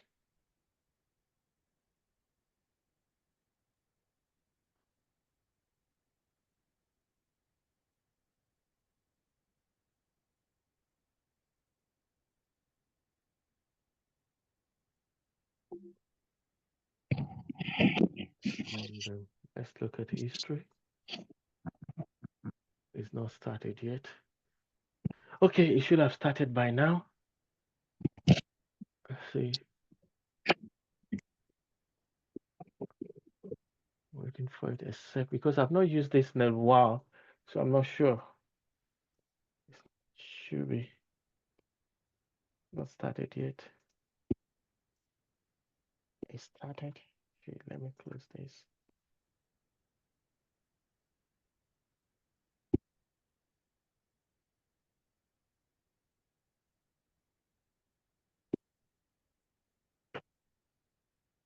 history. Okay. This done on the 4th. So that's the normal business one. I want to see this. I don't want to see. This is not. It's not kicked it in. It didn't kick it in. Okay. But that's just the process. It didn't kick it in. I don't know why. I'm not going to worry about that. So for us to populate our tables now, what I just need to do.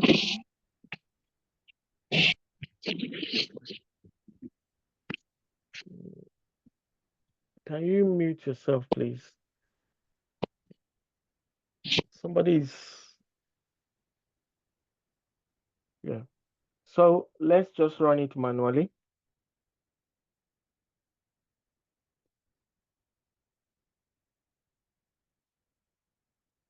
Okay, and I come to my stop procedure and I come here, I right click on it,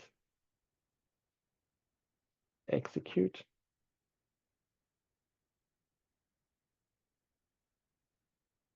There's a problem there. It says cannot insert into a null on one of the tables, and that is the control. So let's see why. But you can see it has executed for the other ones and it's telling you the number of rows. Okay. So, but because there's an issue with this, the supplier ID, which is on the load stock control, modify.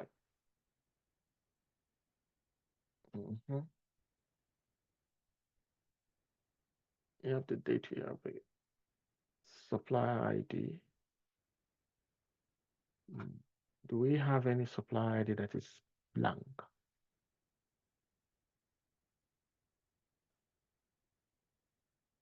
Okay, we have that, and that table is not allowing a null.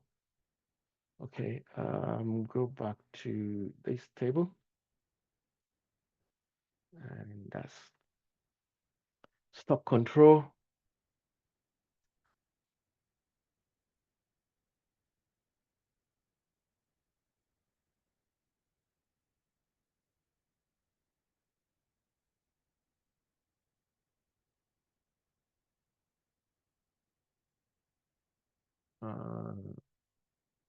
It's allowing null here,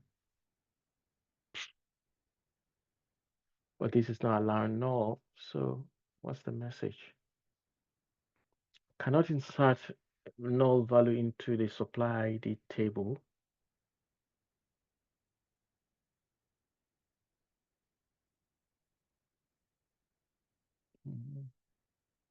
Inventory control. Stock control rider does not allow null. Yeah. But is the supplier blank? Do I have any blank supplier?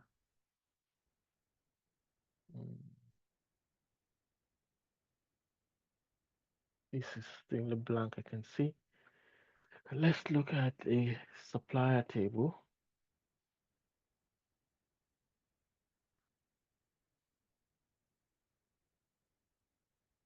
Yeah, so well, there's no blank.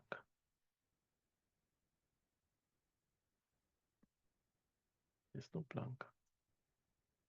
Okay, I can fix that. Let's see.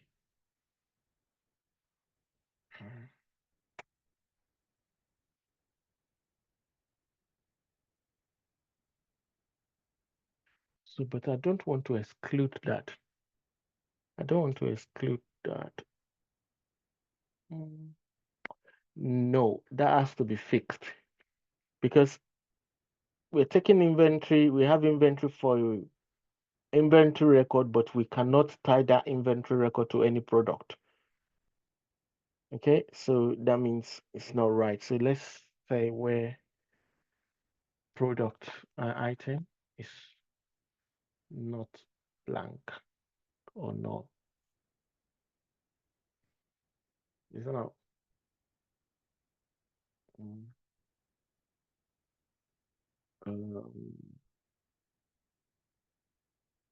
Okay.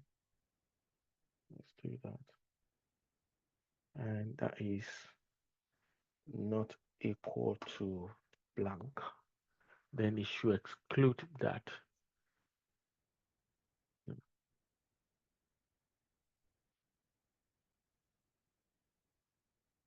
To exclude that. Yeah, so this should be good now.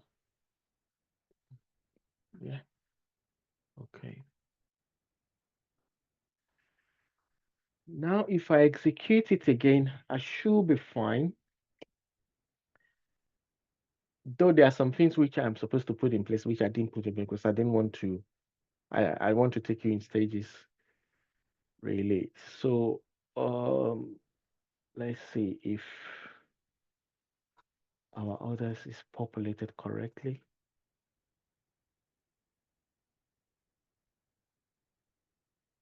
Let's see.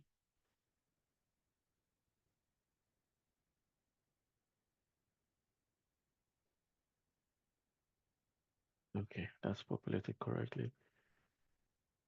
Let's look at our stock control.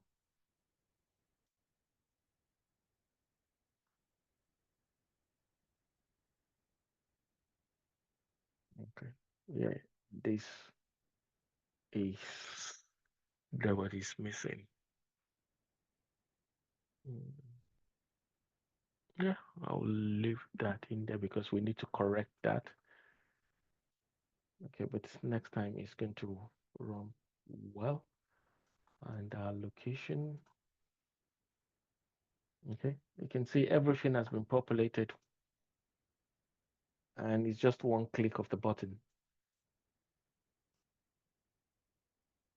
Yeah, one click of the button.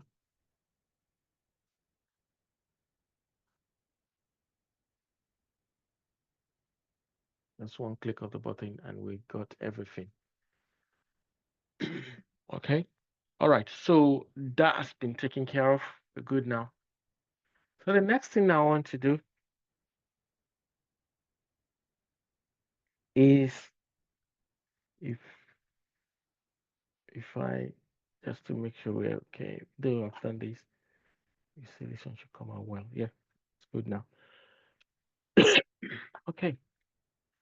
So we've created what we've done.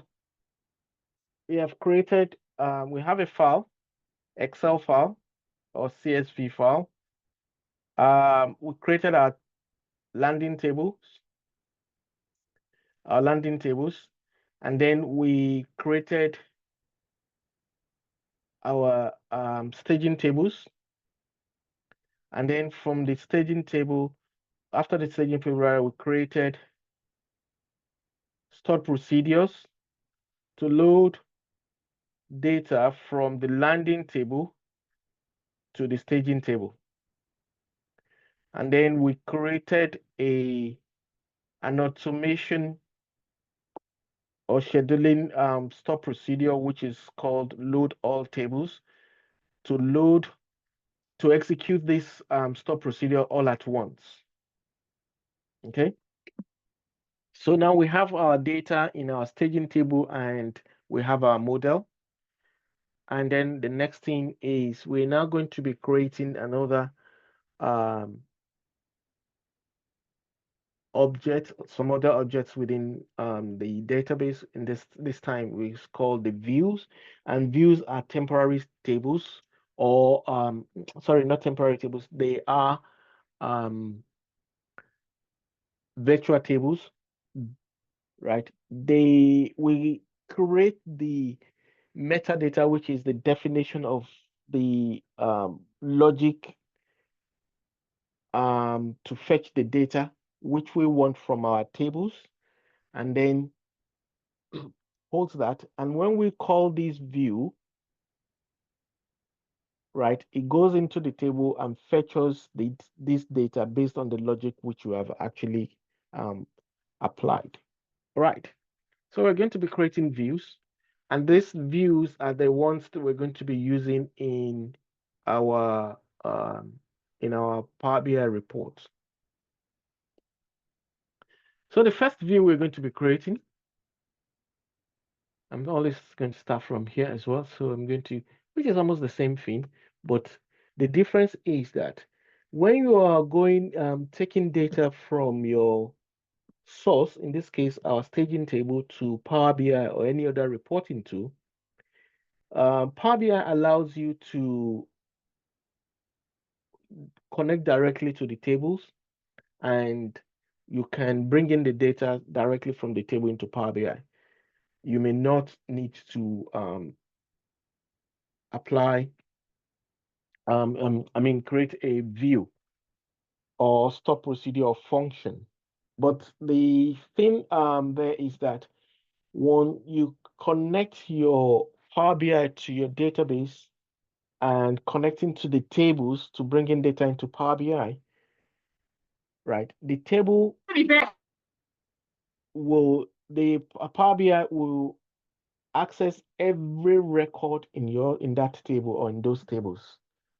And that's not good for your system, for your reporting, because why? If you have billions of rows of data in those tables, then it will be connecting to those billions of rows of data, and you may not be needing all the record or all the rows in the table in your report.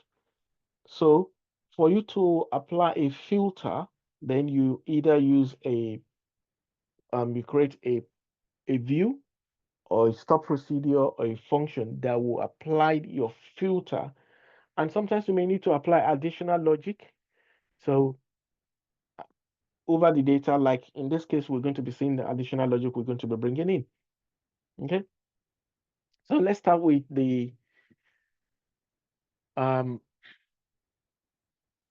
customer table. But before I do that, I want to create a schema for my view, which is going to be for my view majorly. And the schema, no, sorry. Yeah, I don't have anything in my view right now. But let's go into security. I want to check my schemas. What schemas do I have? Okay, all these ones I have staging, I have landing, which I've used already. I need another schema for this one. And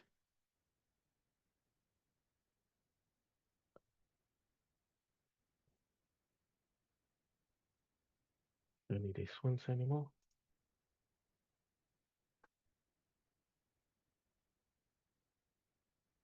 Okay. So I want to create a new schema. Create schema. And I want to call this PBI, which is the prefix for Power BI. PBI stands for Power BI. And that's what I'm going to use. And I create that schema. That schema is created.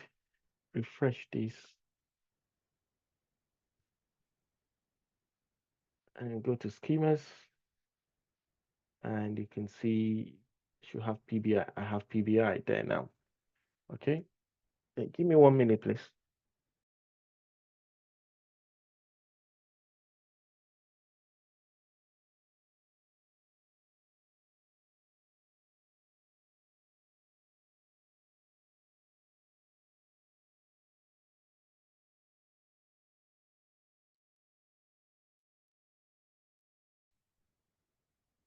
So the first thing I'm going to be creating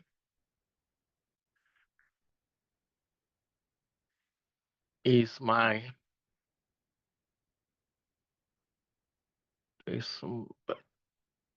okay.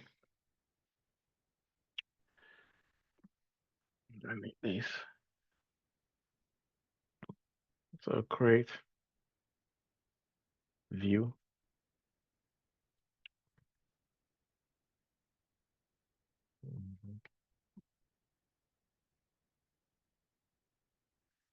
So I'm going to create this PBI. And I'm going to call this dim. No, dim starts for dimension and then dim customer. Okay. And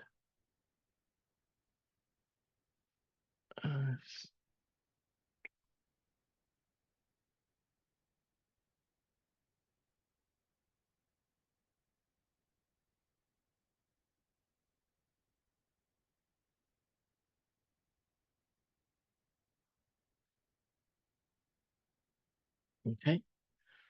So that is dim customer.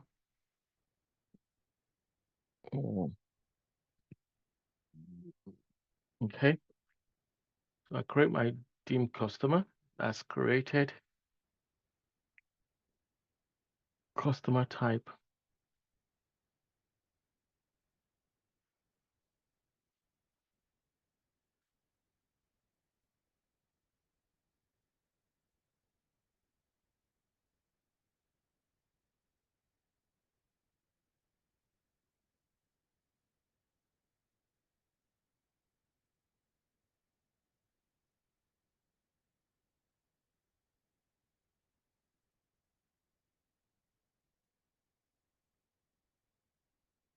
Okay, the customer type.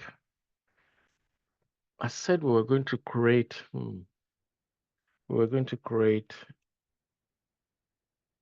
I forgot. Okay, let's do this, then I'll come back. Customer type. Okay, we've done that. Let's do the product next.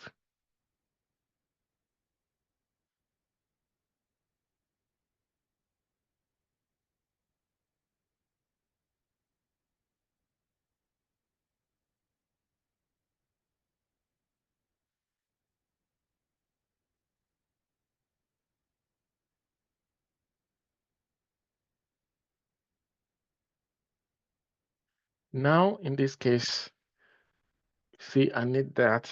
I need that. I need that. Do I really need that in here? I will not be working, and I'll not be working on the unit price. I'll not be, okay, I'll be working on the status, but I don't need the costs in here, and I don't need the sales price in here.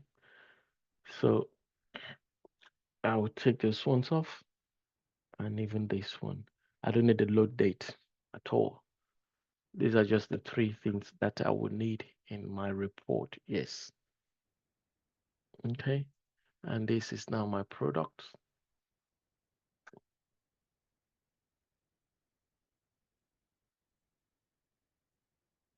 Okay. And that's my dim product. Okay. I've done product. Let's do location.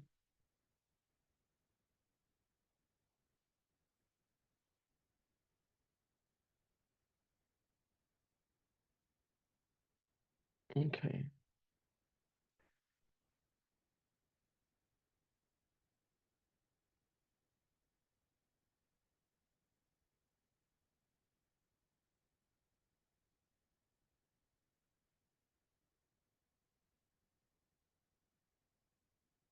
Okay. So,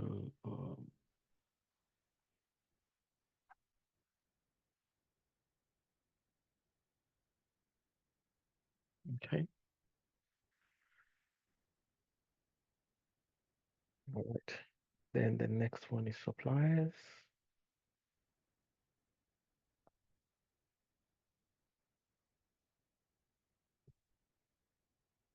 This is not in scary way, but this is really very easy. Very, very easy. I'm going to show you one of my script at work. It's a store procedure as well, but you will see how many lines.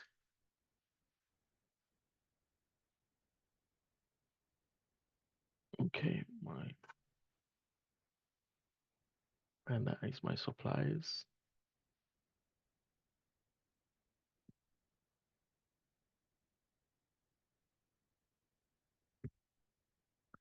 Okay, and I have this 4 or 5. So I have customer, I have customer type, I have orders, I have order. Sorry, I have product, I have location, and I need control and orders. They are fact tables. So let's do the inventory. Yeah, let's do the inventory, which is this control. So this one is, we're going to call it control inventories rather. So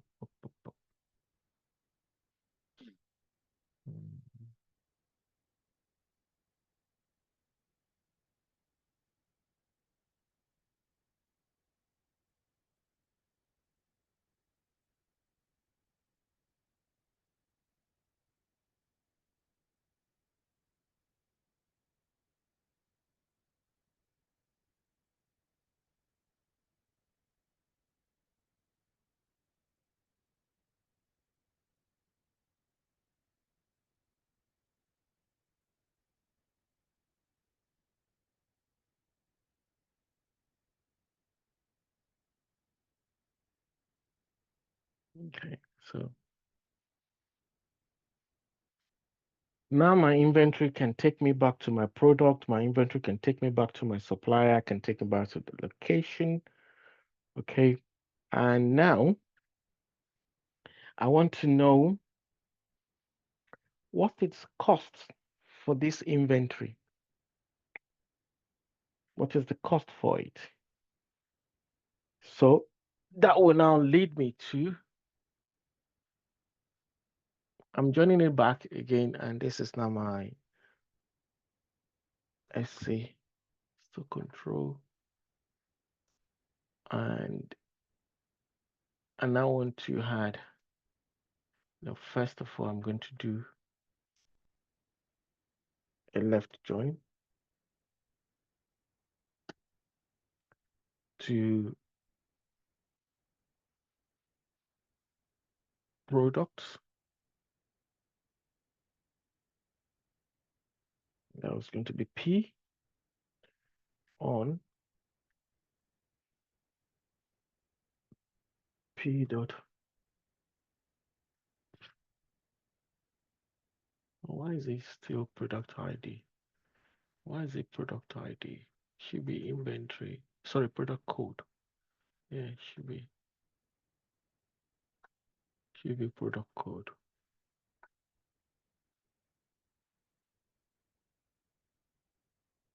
Equals CR and product code.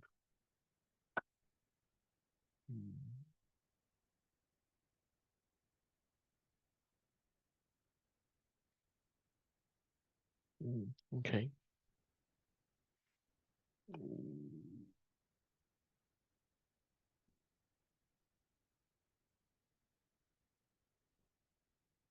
Product code and stock control. Oh, sorry.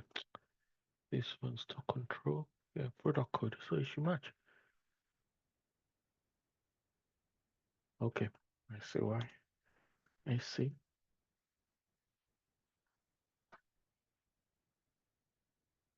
Okay. 70 rows. So now I say SC dot quantities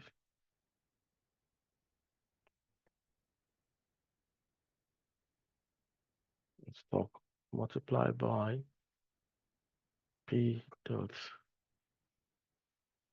cost. Right. And this is going to give me what do I call this? Total value.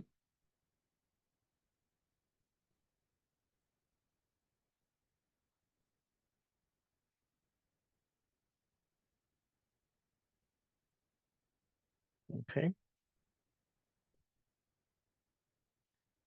Yeah, that's the total value.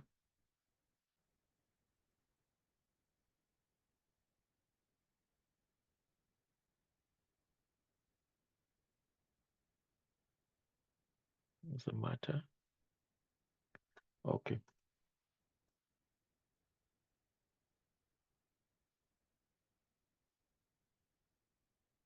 Okay, you can see that. And if I want to convert it,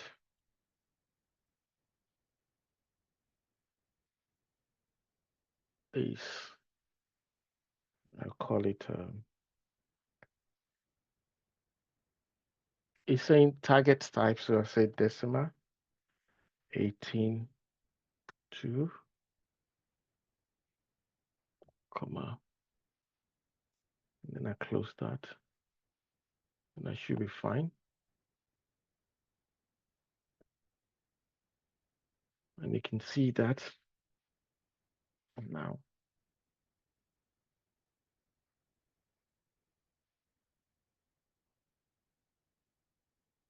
So what else do I have? I missed the quantity. I have to reorder level. Okay, so this is now my It's not going to be it's not going to be a dim. Again, it's now a fact table, and it's going to be inventory. So this is now a fact table. Links back to the product, links back to the supplier, links back to the location. Okay. Okay. And I can create a fact table now. And the last fact table is going to be my sales. It's still the same thing as other sales.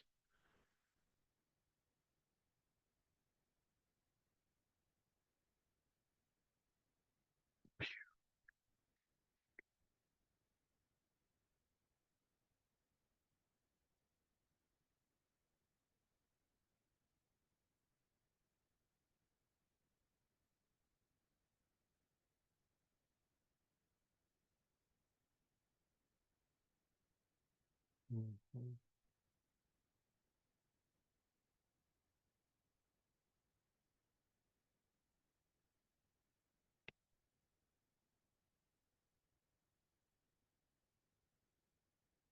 Okay.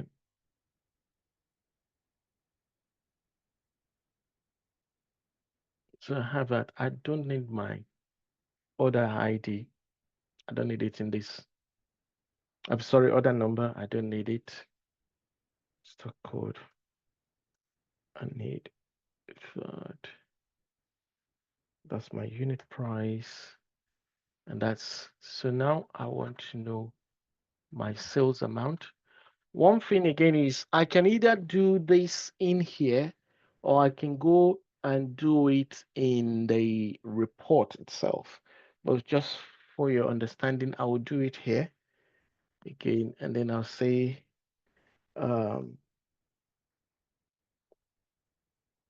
sales amount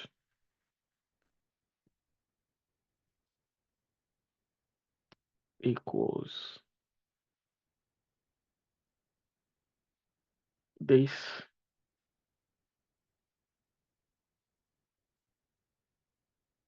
multiply by that.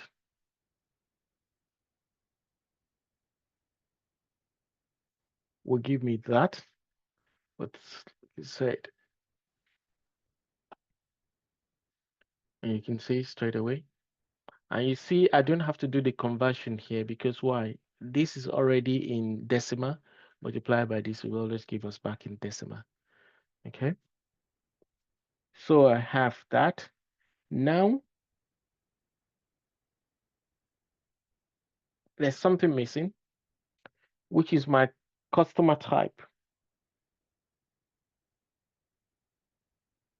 My customer type. And I'll come back and amend this later, but I've created this. So I have the customer, I have the product, I have the location.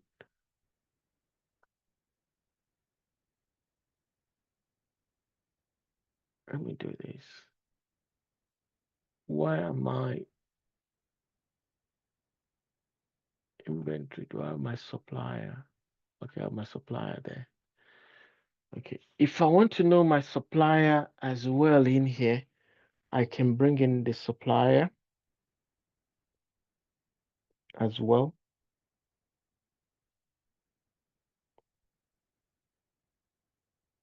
But in this case, because I've not prepared for that from the beginning, I won't bring that in here. But I need to bring in the customer type. And there are two ways to do that, or many ways even to do that. So let me create this. That's been created. So I'll go back. I'm going to look at my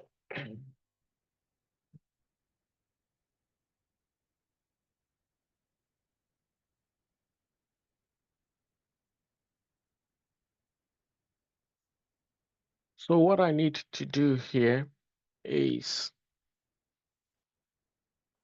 I want to create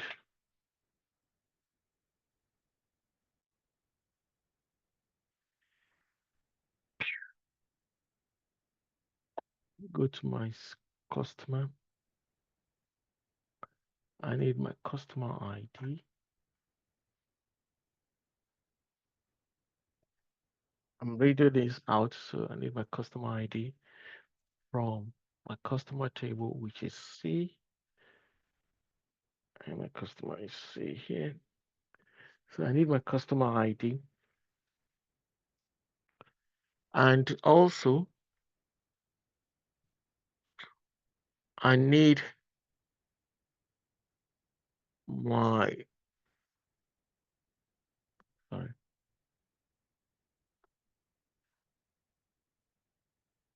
Okay, now I want to take my customer ID back to, this is going to be a little bit complex.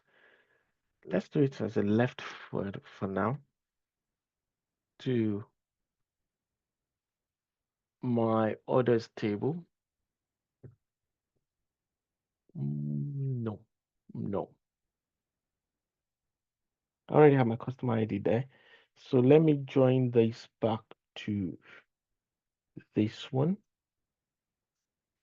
No, sorry, this is not the wrong table. This is, I need my orders table.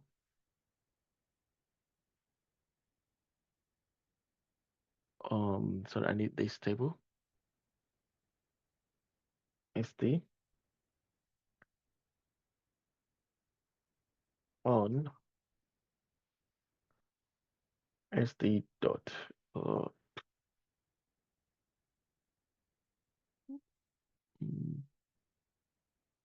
equals C dot customer name. Okay, I need that.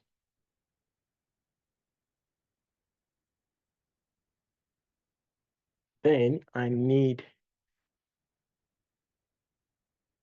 SD, no, customer type CT dot customer type ID, right?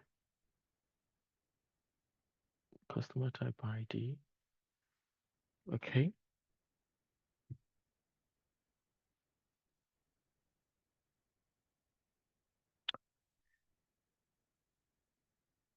Left join.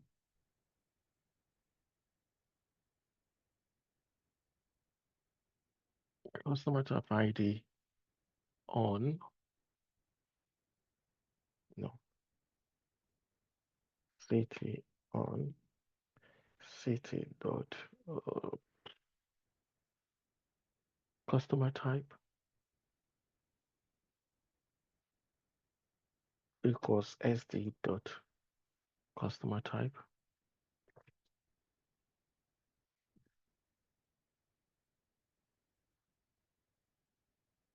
Okay. Now, if you look at this, you can see the same customer, but different type, right? So, and the reason why we do this is because you need, I want to see the sales figures for distributors, okay?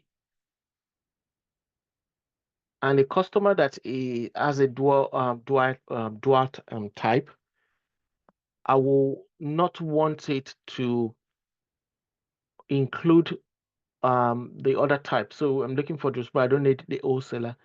It's going to just give me the figure for this customer 28 when the order is on the distributor side. And then when I want it for the wholesale, we'll do the same thing. So that's just why you need to separate them. So I will create this table. I can create it as a table. I can leave it as a view, because there's really no need for me to put it in as a, well, I can, and then I can now create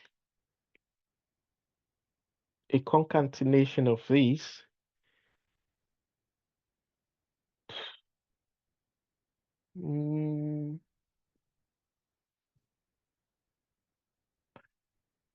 Okay, I'm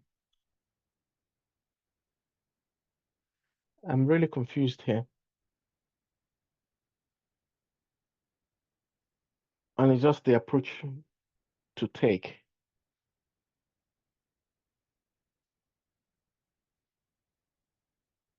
I will probably need to redo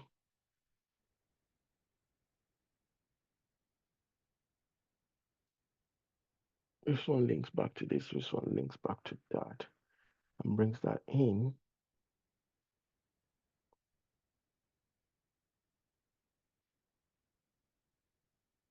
Okay. Because I'm just drawing the diagram in my head, and I can have this as a lookup table, or I can join it back to my orders table.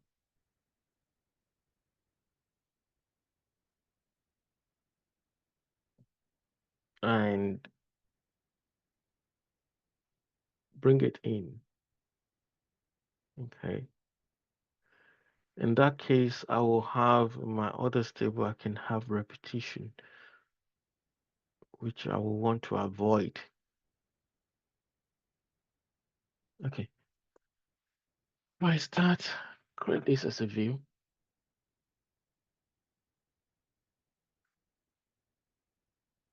Oh, I've deleted that. Okay. Let me leave it back and then create it as a view.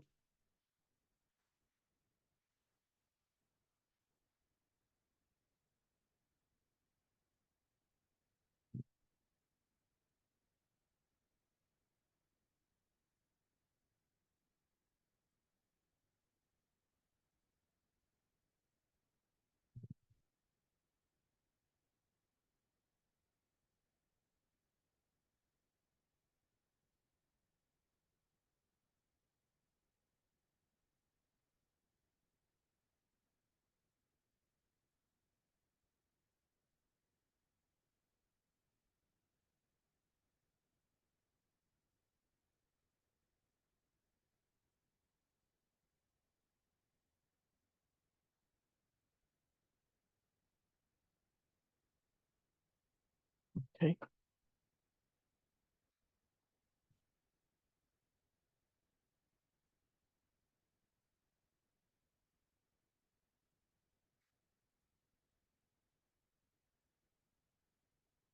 Okay, so let's look at the views we have.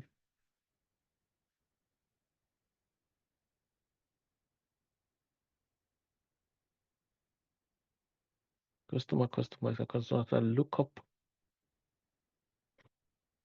And this,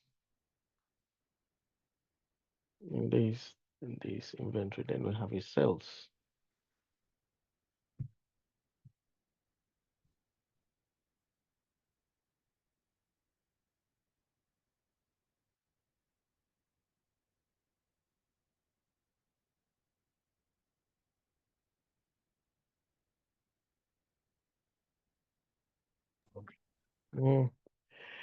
I'll probably need to redo this one. And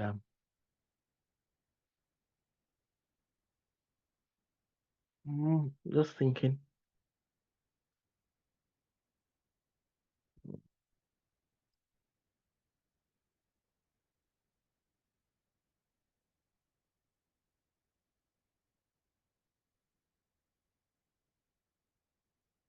Or the alternative, like I said, there are many ways to do it, just not decided. I can merge these together in my view here. So instead of me doing this, let's merge it together here. It makes it easier. Let me see.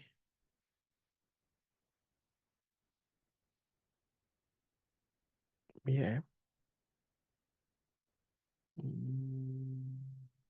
Okay.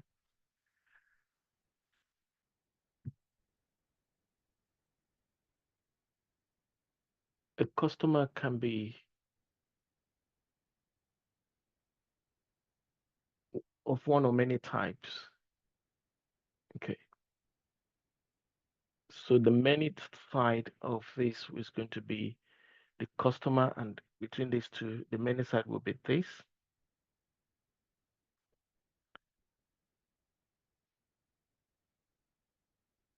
I just don't know. Okay, let's look at this.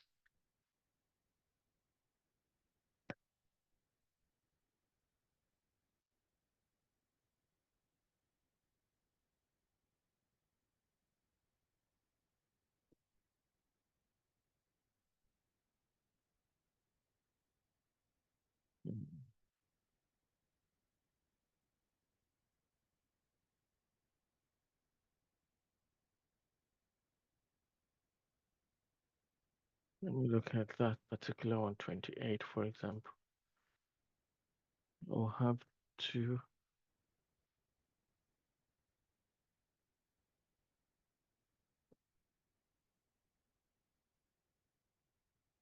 go to my distribution side. I will not have it. Okay. I will do something with my facts table. This one, my orders table. All right, let me look at. I don't have that.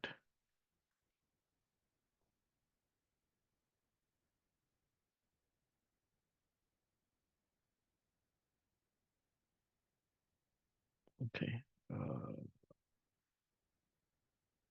Okay. Look at this. Okay. Let's look at this one.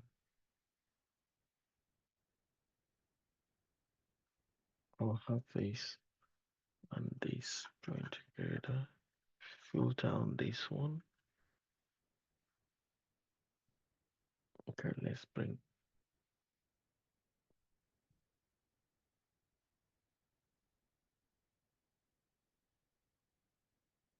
Let's bring this. I'll change that just to do it much easier. I don't want to do a snowflake. I just want to teach you the star schema. So I'll review this.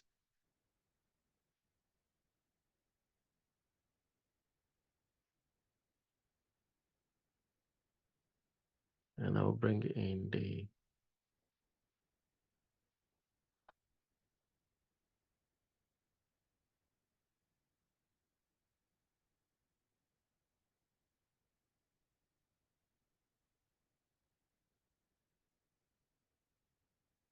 bring that in.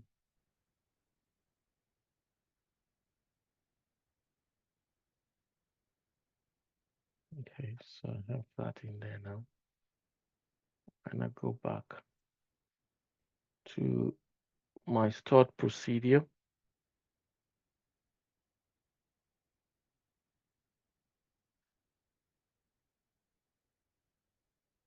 And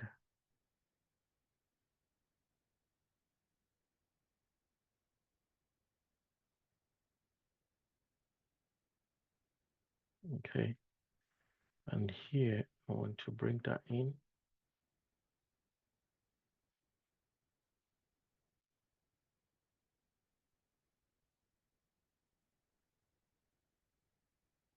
CT.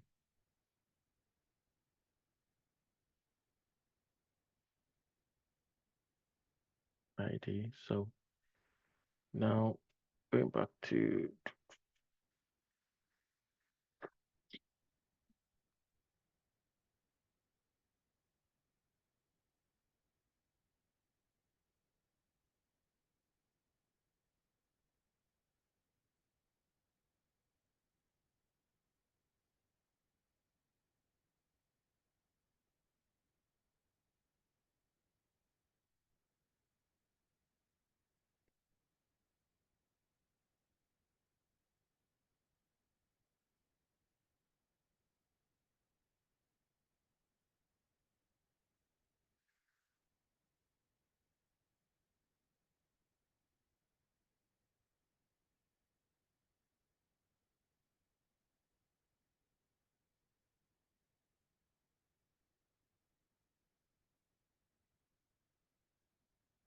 Okay.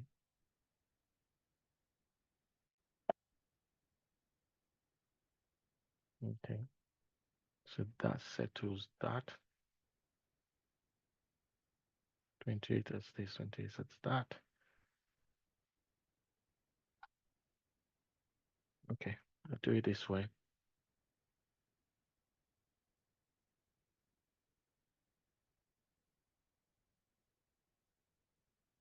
So I don't need this anymore.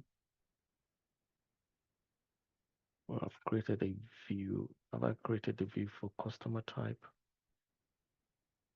I don't need this lookup anymore. Okay, so I can drop view. I'm dropping it. I don't need it anymore. Okay, and so the next thing I have to do is my stored procedure for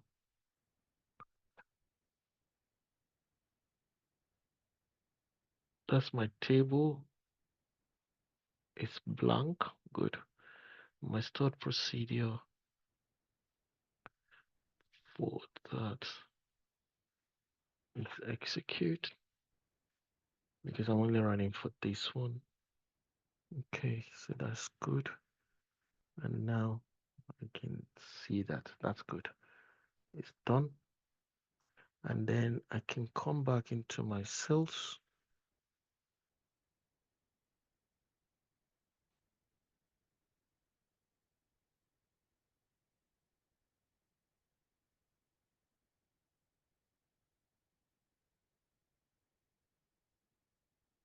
And then I can include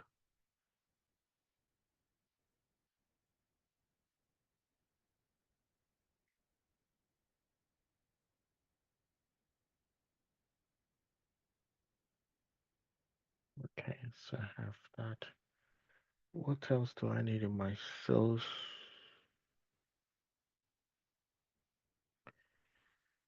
If I want, let me bring in my costs as well.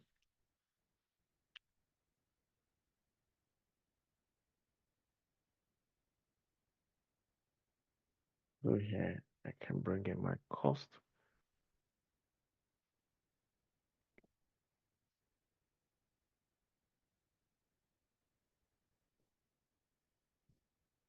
Cost, but my cost is not going to be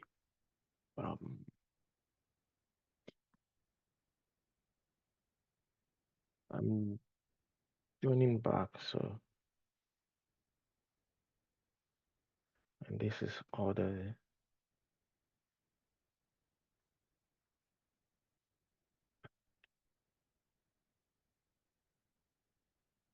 okay.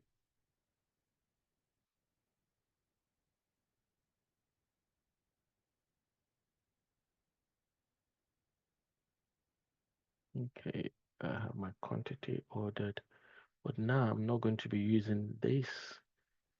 I'm going to be using from product table. I need the cost per item.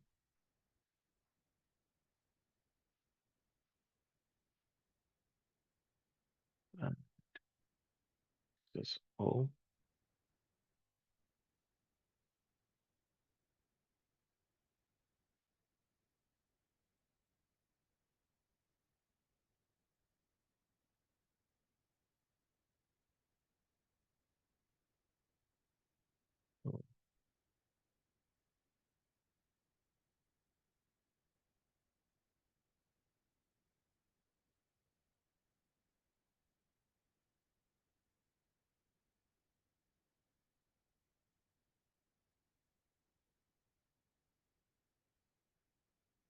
Okay.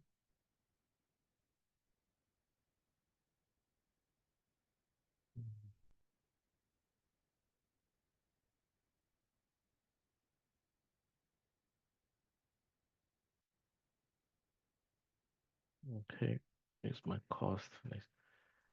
So here also I can do a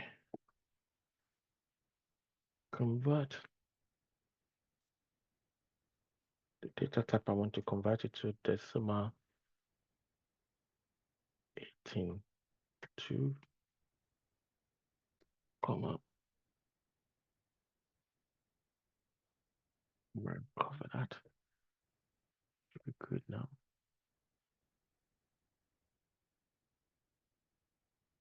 Okay, so we're good. There's no discount, so there's no way we can calculate discount. I did when we have discount, we could have brought it in. So we have a sales amount or revenue, we have the cost. I am not going to do this here, but now I can now say, okay, this is my cost and this is my revenue from this 5 quantity. Okay, but I can now say, what is my profit from here, which is going to be this minus this. I can also do that here, but I won't do it here. I don't have to create that. I can create it in the report when we get into Power BI. Okay. And yeah, I already have my inventory. So, okay. Okay. So I've created this. Now refresh all this. So I have everything I need to take to go and create a report. So we're ready to go into Power BI.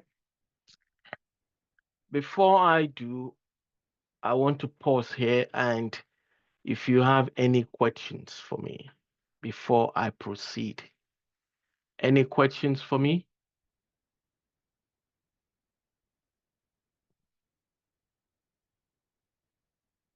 Any questions so far? We will go and read them because we have created so many tables. The steps, we have to follow the steps, and there are so many things to look at. Okay.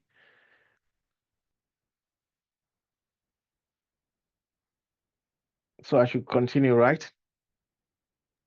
Yes, please.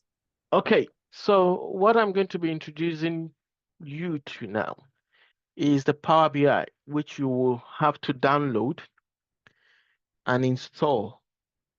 Power BI is the reporting stroke visualization tool. You know, all this that we're creating, the business will not have access to our SQL server like you do, because you are a data analyst or developer or data engineer. It is the report that you created that they will consume. Now I have created the basics for me to create my report, but there's still some things we have to learn, which is going to be in Power BI.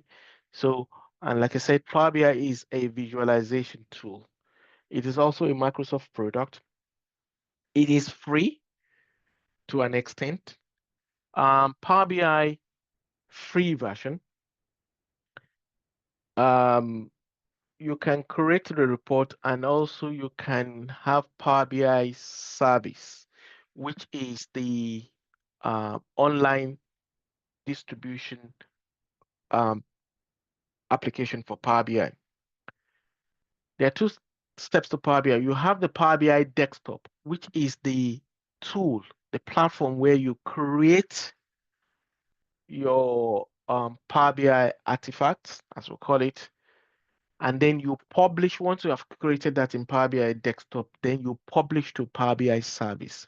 Once you publish to Power BI service, you, if depending on the type of license you are on, if you're on the free license, which is what I am on, this one, you are not able to distribute to anybody. It is only you and you alone that can see it. But if you now go onto the Pro license, the Power BI Pro license, the Power BI Pro license, anybody who is within your network, your organization. Say, for example, School of Mentoring, we have a School of Mentoring network. So anybody on School of Mentoring that has got the Pro license as well will be able to consume the report which I publish.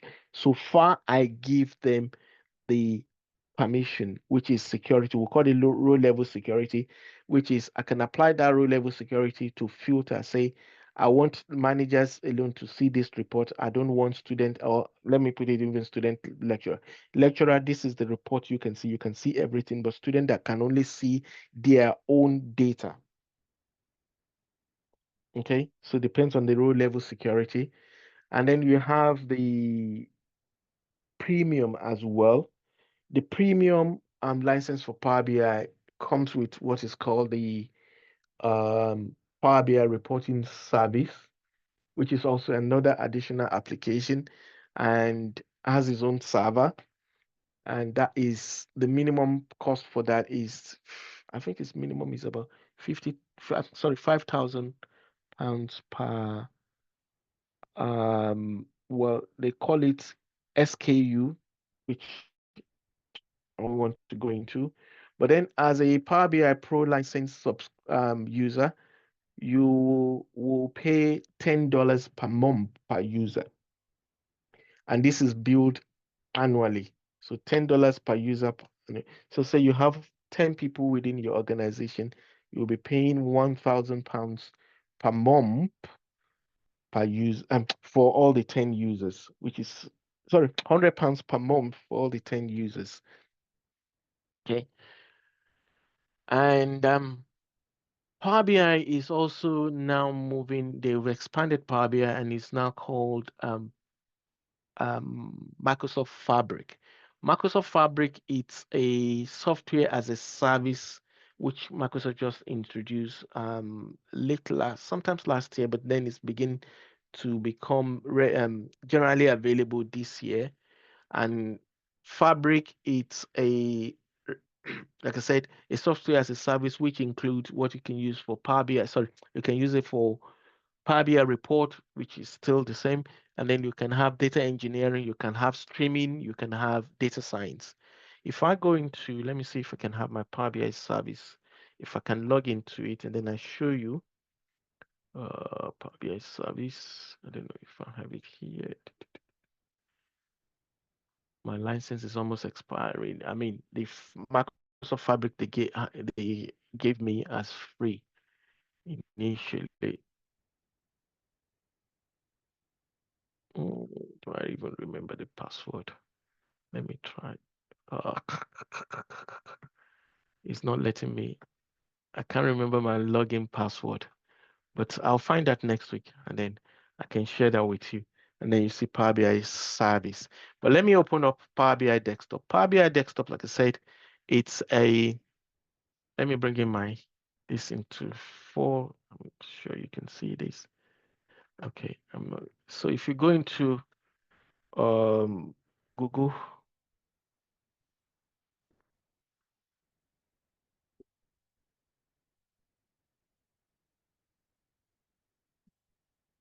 and then you do Power BI Desktop. You see Power BI Desktop download. Here, click on that, and then you can see download. It's a free software. See download, select the language. Your case, English, leave it as default. You can see the latest one. The latest one was published on and there's always an update every month. Every month there's an update.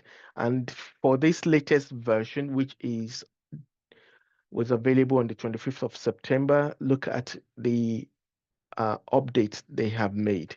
So meaning that the get data Power BI Desktop makes it could be easy. Okay, you can create relationship, enrich, create report, save the system requirement. It's there, and the installation instruction is there as well. So, and you see for one person, for up to 6 persons. So let's see what is up to 6 person. What is the English United Kingdom? We've even made a new change because normally this is not there. Sign me up. I'm not going into that. And then I can download that. Yeah. Okay. So you can see build monthly, build annually. I'm not going into that. So you go in, download Power BI Desktop and install it. Once you install it, you will have like an icon. Well, depends if you say you pin it to your taskbar. My case, I has did request that. No thanks. And then open up Power BI. Let me quickly give you an overview of Power BI Desktop before we close for today. And is it loading up? That's the logo for Power BI Desktop or Power BI as a whole, really. So it's opened it up here. Okay, so this is Power BI showing me the history of what I have done on Power BI Desktop, and it's showing me where I have stored everything before. Okay, and it's now saying select data source or start on the blank. In our case, we'll be using Power BI, sorry, we'll be using SQL Server, but then we can also start on the blank. And let me start on the blank for us. Click on that. And really it's signed me in. You can see my name there at the top here. And so meaning I'm signed in. Good. I can click on the blank and it comes up with this. This is my Power BI desktop. You can have the desktop version and then you can have the mobile version when you are creating your report or visualization or dashboard, as people may call it. Okay. The top here is our menu bar, and here you can see you have get date. Get data, and you have different data sources.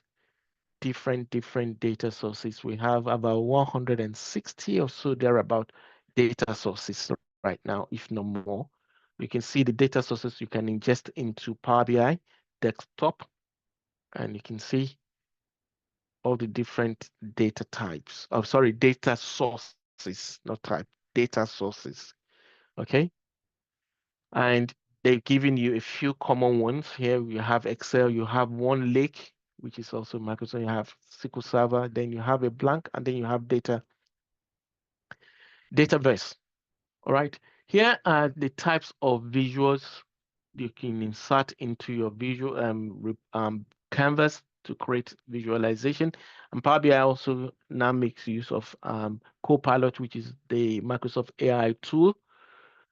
And here you have the home button, which is giving us all this. You have the insert, which is the inserting of all the properties or visuals or graphs, as the case may be.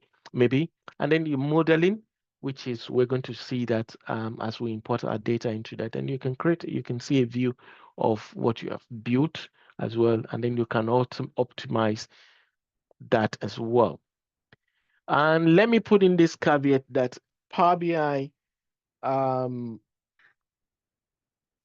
on another language. You know, we've been talking about SQL. That is for SQL Server. Power BI runs on another language, which is called DAX. And DAX stands for Data Analysis Expression, or Data Analysis Expression. Okay. And that's the language for Power BI.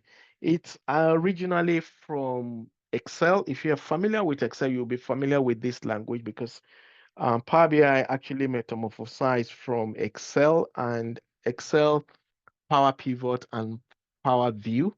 That was what Microsoft merged together to form this Power BI. But Power BI, like I said, has now also been have an ecosystem which is now within the Fabric platform, software as a service. Okay.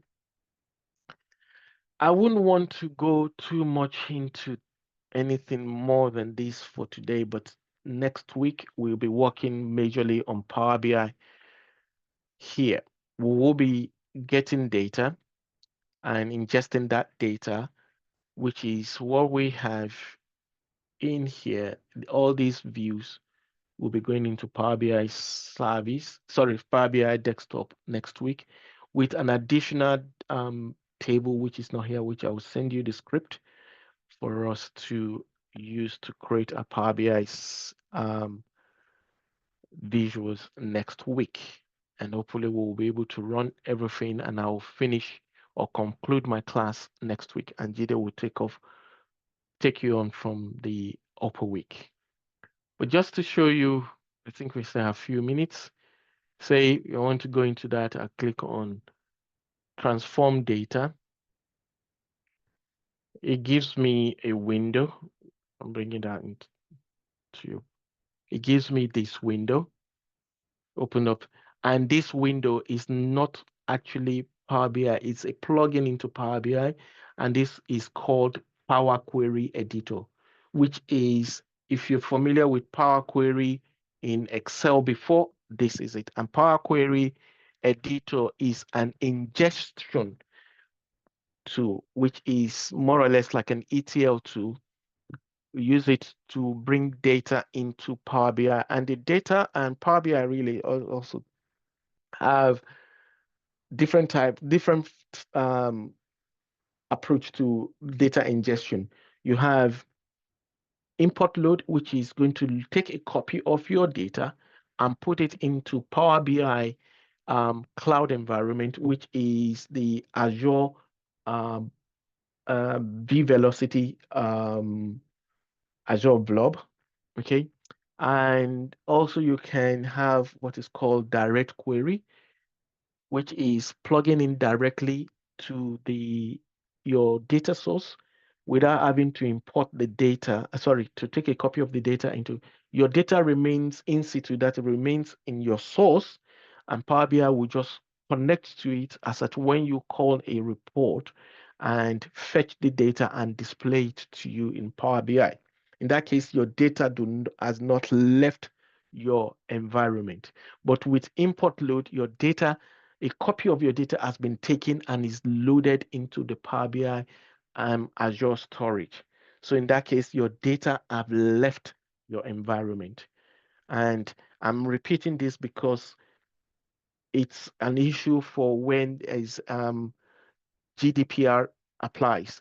If, say for example, you're in the UK and GDPR, your data is not supposed to leave the UK, then you rather do direct query and not do import load, because your data can be in any of the Microsoft data center around the world if it is an import load. Okay, so bear that in mind as well. Okay, and then if you're afraid of data breach as well, then though I've never heard of any data breach on Power BI side, no. Since Power BI started in 2015, I have never heard of, because Microsoft actually tried in locking down every vulnerability. Okay, so we will be creating import load next week, and we'll create one or two DAX query and for our visualization, and we'll create our visual and dashboard from there. And hopefully I will be able to log into my Power BI service, and we'll publish that to Power BI service, and you all see. And also for you to be able to publish to Power BI service, this, you can consume your visualization in Power BI desktop. You can even share it with people, but the problem with that is that because it is a standalone application, if I send you a copy of my Power BI desktop, any change I make to the copy which I have, which is with me, will not reflect on your own side. It will not reflect. Okay, so that is the only way for you to see the changes which I've made on my side is if I publish the Power BI service, and then you go and consume that report or dashboard in Power BI service. Okay, so what else do I need to tell you today? Nothing from my side again. Any questions, please? Before it's 4 o'clock. Any questions? Yeah, thank you so much, sir. My question is, what we've done today, definitely we need to the inventory. We need to set that, or do we need to do that on our own SQL server so that next week, when we're working on Power BI, we too will be able to Yes, you have need to do that.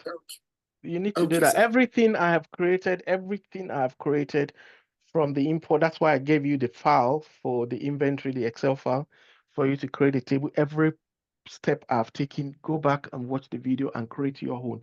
That is the way to Okay, sir. practice. That's the Okay, way sir. to practice. Okay. Thank you so I much, sir. would not want to give you the script. I want you to go and watch the video and write your script yourself. That way you will know, you can begin to get confidence in writing script. Because if I give you, you will just copy it and you execute it and that's it. But you write your own script. Watch my video, write it, follow it. Okay? Thank you so much, sir. Okay, and I promised you last week I was going to show you one of my work. Let me see if I have that. Just to show you my stop procedures and that they can be very complex sometimes. So like I said, these ones I'm writing here, they're very, very simple ones. Okay, this is one from my work. Look at it. I think it's over 1,000. Okay, look at that. It's over 1,000 rows. It's because look at it, I'm inserting into a table, and this table is got 364 columns. 364 columns, you can see. Right. You can see here, you see where it's ended, 364 columns. And then I'm now selecting from the main table, and I'm now, look at that, I'm now beginning to create another table. Look, I'm now beginning to apply some logic. You can see that. So here I'm applying some logic, creating a new column based on logic from here. And once that is done, I'm creating different logics. And I have another column which is now dependent on this column, which is just a logical column. And the way to handle that is now, you can see that, create this, and then you can now see here, I'm now selecting from here. I'm putting that into what is called a temporary table and applying all this and all this and all this and all this. And I'll tell you, this took me to complete this because this logic was where I have to really do the work. And this took me like 3-4 days to write. So on a normal day at work, you may just be working on just one thing. Just one thing. And it may take you more than a day to complete. Like this stop procedure took me more than a day. It took me about 3 or 4 days to complete. Okay. So that's it. Any other questions? Please, what about the Excel sheet you shared? Is that good? Yeah, I've shared it. I shared it on the WhatsApp group since that day, very day. Yeah. Go back to last week, you will see it last Saturday. Thank you, sir. Yeah. All right. Any other questions? All right. In the absence of no questions, thank you very much for your time today. Really do appreciate it. We will try as much as possible to post this video today or tomorrow. So so that you can quickly, yeah. Welcome.